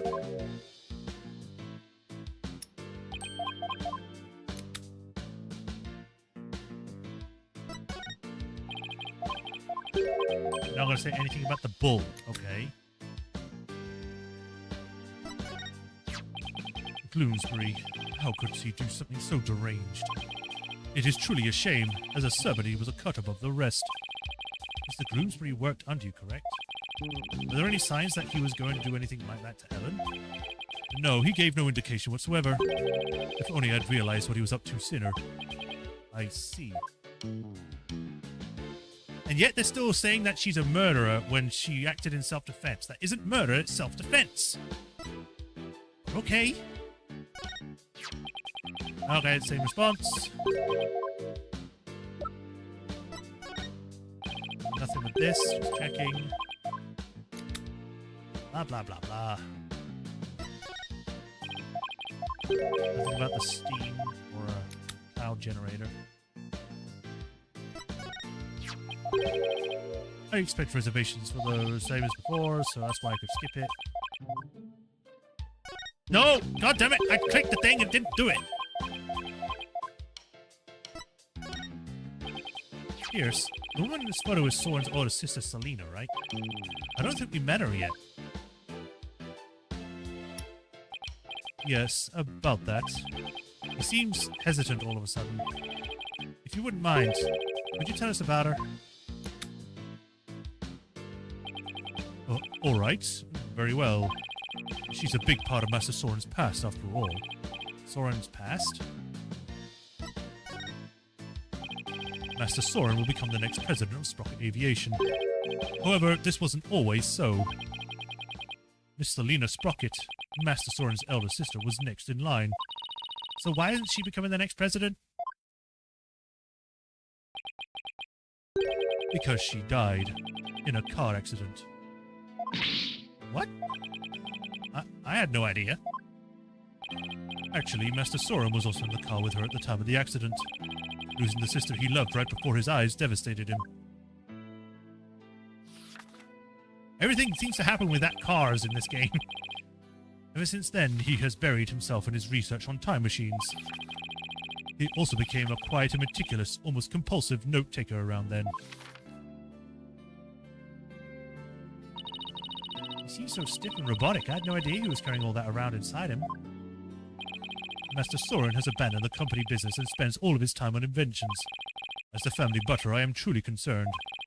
I believe it's high time he let go of the past. It's not something you just get over, man. You need to see a therapist? Or specialist in something. Hey, Nick, what are you doing here? You. Larry. Oh, man, Edgy gave me a heck of a hard time. Larry, what are you doing here? I came to promote my new character, Piglet. I was hoping Sprocket Aviation would do some kind of tie-in with me for it. Wow, I didn't know Larry was such an aggressive businessman. You could learn a thing or two from him, Nick. Why don't you promote your agency to them? Now's not exactly the time for that, in case you haven't noticed. See, and this is why you'll never be rich. Actually, Larry, I've been meaning to ask you something. You were there on the Flying Chapel yesterday, right? Huh? Was I, What were you doing there? Nothing? Whatever it was, I bet it wasn't anything to be proud of, but never mind that. Did you see anything that had to do with the case? Scratch that. Let's start with you. Let's start with, you weren't involved in this case, were you? Larry? Hey, he took off! I just knew it. When something smells, it's usually the butts. Come on, Maya, after him. Oh, are you leaving so soon? We, have to run. Thank you for making time for us. I know you have to investigate, but please try to spare the family feeling as you do. Yes, of course. We'll spare them their feelings and let an innocent person get persecuted. Sure.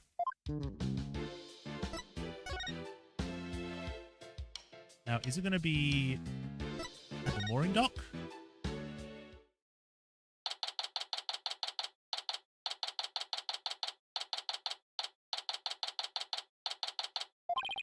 There he is. Hey, Larry! Hey there, friend. Fancy meeting you here. There's nothing fancy about it. All we did was follow you.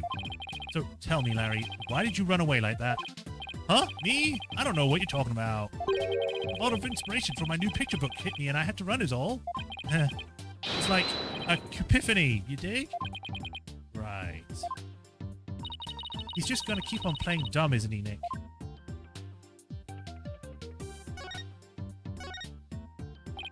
Come on, Larry. I know you were on that airship, so what did you see? I didn't see anything. I didn't see anything because I was never on that stupid airship.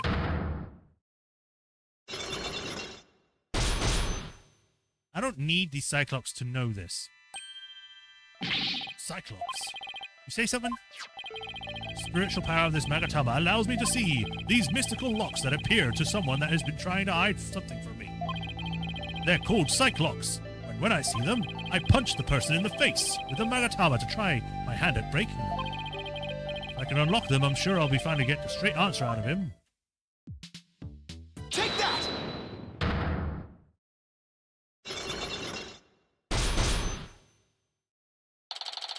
Larry is hiding. This is no time for games, Larry. I will find out what you're hiding. I'm telling you, Nick, you could have got it all wrong. I've got nothing to do with this case whatsoever. Oh, come on, Larry. Even a baby could see through such a blatant and obvious lie. Nothing whatsoever, huh? If you weren't involved, Larry, then wouldn't this have been involved with this... You wouldn't have been involved with this person. Take that!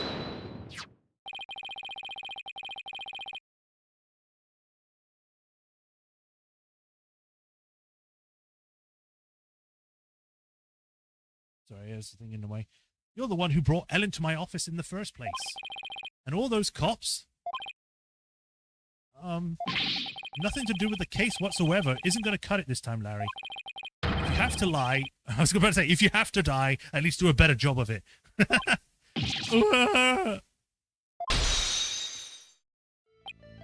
Don't diss me, Nick. If you're so convinced I'm lying, then let me ask you this. What makes you think I'm on that stupid airship anyway? Let me see some proof if you got any. Doubling down, are you? Fine. You want proof, Larry? Here's your proof that you were on that airship. Where is the... Take that! Uh-oh. This is your business card wallet, isn't it, Larry? I found it in the reception hall. Time to come clean, Larry Butts. What exactly are you hiding? Whoa! All right, fine, I got me. I'll tell you everything.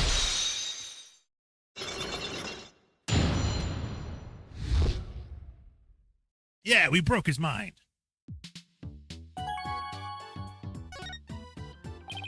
Larry, what were you doing on that airship anyway? Well, I went there to deliver the welcome to our wedding sign they ordered from me. Huh? I didn't know you took on real jobs like that too. Well, for your information, my wedding welcome signs are very popular on the net. And that's how you met Ellen. Uh-huh. I mean, I've seen a photo for the welcome sign, but seeing her in person, the way she smiled at me and said thank you. Oh, excuse me. I felt like I've been hit by lightning. And that's when you fell in love with somebody else's bride, huh? So, were you invited to the reception? You believe they told me only family and relatives could attend? They wouldn't even let me into the reception hall. Smart move on their part, I'd say. I got upset and I started wandering around the airship. That must be when I dropped my business and card wallet. So somebody else must have found it and brought it to the reception hall then.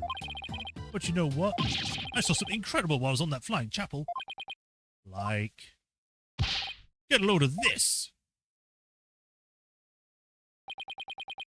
What the heck is this? What do you mean, what is this? Isn't it obvious? It's a drawing. I sketched a picture of one of the cabins on the airship. So, what's so incredible about a cabin? Look at what's outside the window. It's one of those flying dinosaurs, a real-life pterodactyl. It's pterodactyl, but I'm saying it as pterodactyl because he doesn't know how to say words.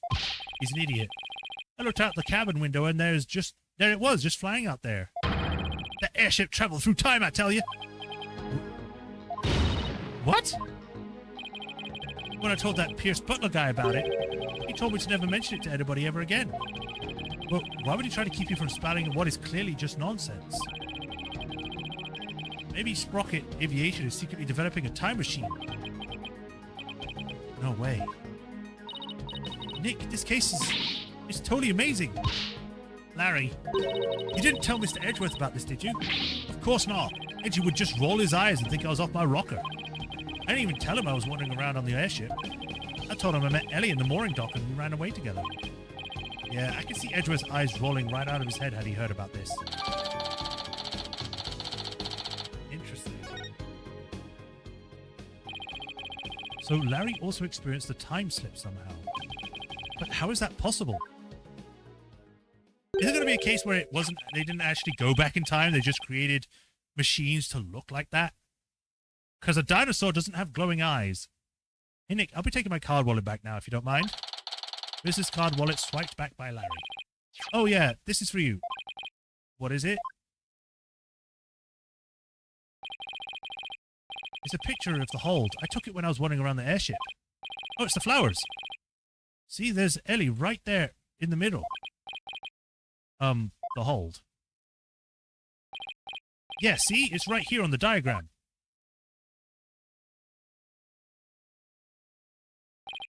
Okay, so I know where the hold is, but what was Ellen doing there? Well, they were using it as a prepping area for the reception. I see. And around when did you take this? Before the reception. I took it while Ellie was getting everything ready. So this was taken before the incident occurred. I don't know if it'll be any help, but thanks for this anyway. By the way, Larry, I heard that the door to the hold is controlled by a security system. So how did you get in there? That's a trade secret. I can't tell it. And the hits just keep on coming. Well, I guess that's basically a wrap on the investigation. Not quite, Nick. I want to meet Ellen too. Oh, that's right. You haven't met her yet, have you? Okay, let's head over to the detention center then, just so you can say hi. Like, who are you? I am a spirit medium. Oh, can you time travel? No.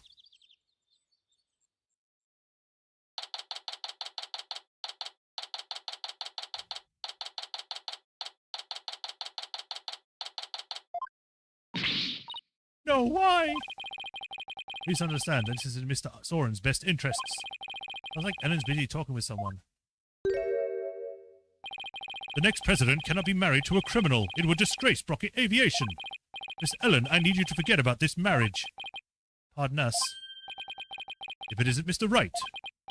So, their marriage is definitely off? There is no other choice. You don't get to decide that, the groom does. We cannot have a criminal in the family. And for the sake of Master Sora and the Sprocket family, this is what is best. No. In that case, what if Nick here proved Ellen's innocence? Then you wouldn't have a criminal in the family, right? I suppose you are right, but I'm afraid that would be impossible. That's not true, not for Nick. He may look like a nobody, but he can do some pretty amazing things. I don't take cases on lightly, so rest assured I will prove her innocence. Mr. Felix Wright, I understand your name is quite well known in the judicial world. Where have you been in the past, like, what? How long has the game's been going? Like 12 years in universe? Or something? Come on! For better or worse. Pierce, I want you to promise me this. If I can prove Ellen's innocence, then you won't stand in the way of Sora and Ellen's marriage. Very well. But not even the most talented lawyer in the world can change reality itself.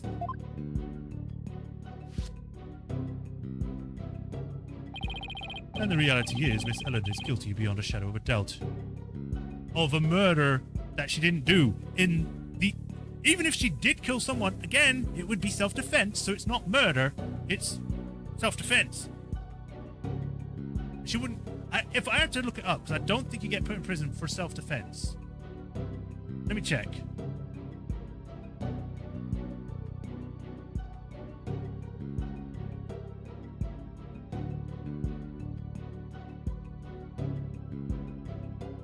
Final consequence of the action taken where the degree of force used in self-defense and the prevention of crime is assessed as being excessive and results in death or serious injury. It will only be in very rare circumstances indeed that a prosecution will not be needed in the public interest. That doesn't answer my question at all.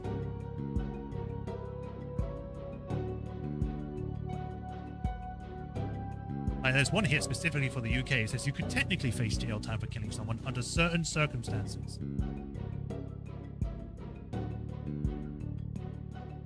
Killing someone that could amount to excessive self-defense, which is where more force is used than what is considered reasonable.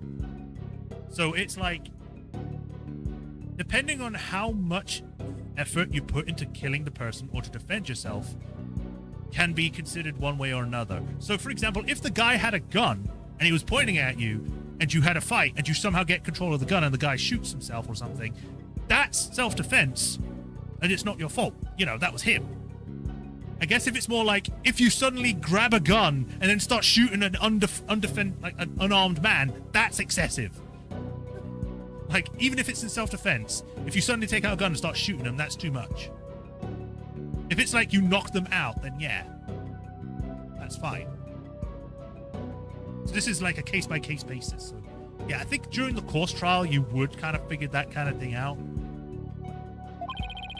I believe that's where you're wrong, Pierce. I'm clean, I swear I am. Obsessively, compulsively clean. Just as clean and pure as this pure white dress. Fine, you have my word, but you will be the one to regret this promise. Now, if you will excuse me. Now I have all the more reason to win this case. Ellen, we finished our investigation, and we'd like to talk to you about what we found.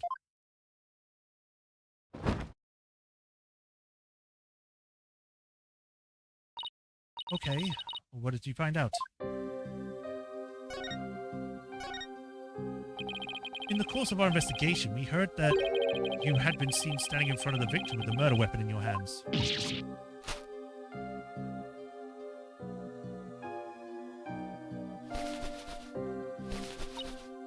It wasn't what it looked like. It's true, I was holding a murder weapon. But when I found him, he was already dead. I panicked, and I was hoping I could go back in time again like I had done earlier. So I picked up the timekeeper from the pedestal and brought it over without thinking. Why would you bring it over? Just use it at the table. You were so desperate you were ready to try anything, huh? Unfortunately, that sort of bad behavior makes you an easy target for the prosecution. No. And as for your little trip through time, none of your in-laws could confirm your story, I'm afraid. I see. The only exception is Larry. He said he saw something. Really? What did he see? A dinosaur? Can't say I quite believe it myself, but Larry claims he saw something incredible. He claims he saw a pterodactyl flying outside the airship. What? The pan! Not only that, but apparently Pierce Nitchety told Larry to keep quiet about it.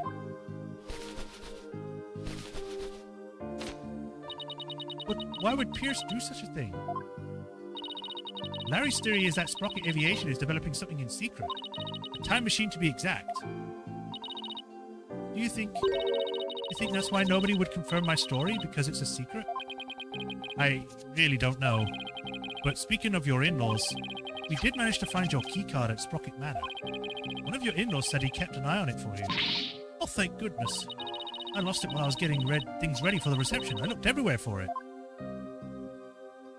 I'm so glad you found it. At least they're tears of joy this time for a change. Well, Nick, it looks like you'll have to prove the existence of time travel here in that court tomorrow. That's right. I swear that whole Mr. Gloomsbury was being killed. Well, that while Mr. Gloomsbury was being killed, I was busy traveling back through time. Great. With stodgy skeptics Edgeworth in the helm of the prosecution tomorrow, we're really going to have our work cut out for us.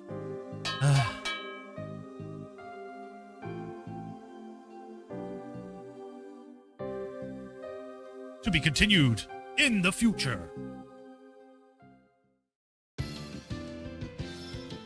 I looked back at my clock and I realized that it's still showing the wrong time, because at the moment it's saying it's 6:15. It is not.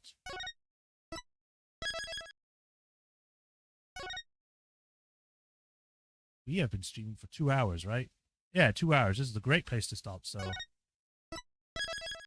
We shall pick this up Thursday, not tomorrow. I almost said the wrong thing. We will find out if this time travel business is true or not. Hopefully. Probably we'll find out not tomorrow, next time. Probably find out next time. But yeah, that's where we'll end it for today. I'll be back tomorrow with more Bioshock Infinite. I almost said Mass Effect. That's not what we're playing. We're going to be continuing where we were with that. So look forward to it.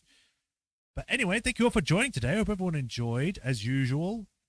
If you haven't already, like, follow, subscribe to the bell notifications so you know my next stream, depending on where you're watching from. If you want to help support me, link to Patreon tips below the video in the description or under the video on Twitch. And if you do become a patron, you get your name added to the patron list here, where I give you a shout out every stream like I do with Hero Khu'rain and the Swordmaster 37, where I thank you for the continued support, and I greatly appreciate you. Ooh, excuse me. And we go back in time and punch dinosaurs. But yeah, that's it for today. I'll see you either tomorrow or Thursday. Y'all have a nice rest of the day, and y'all take care. Bye, Refatron. Bye, everyone else. See ya.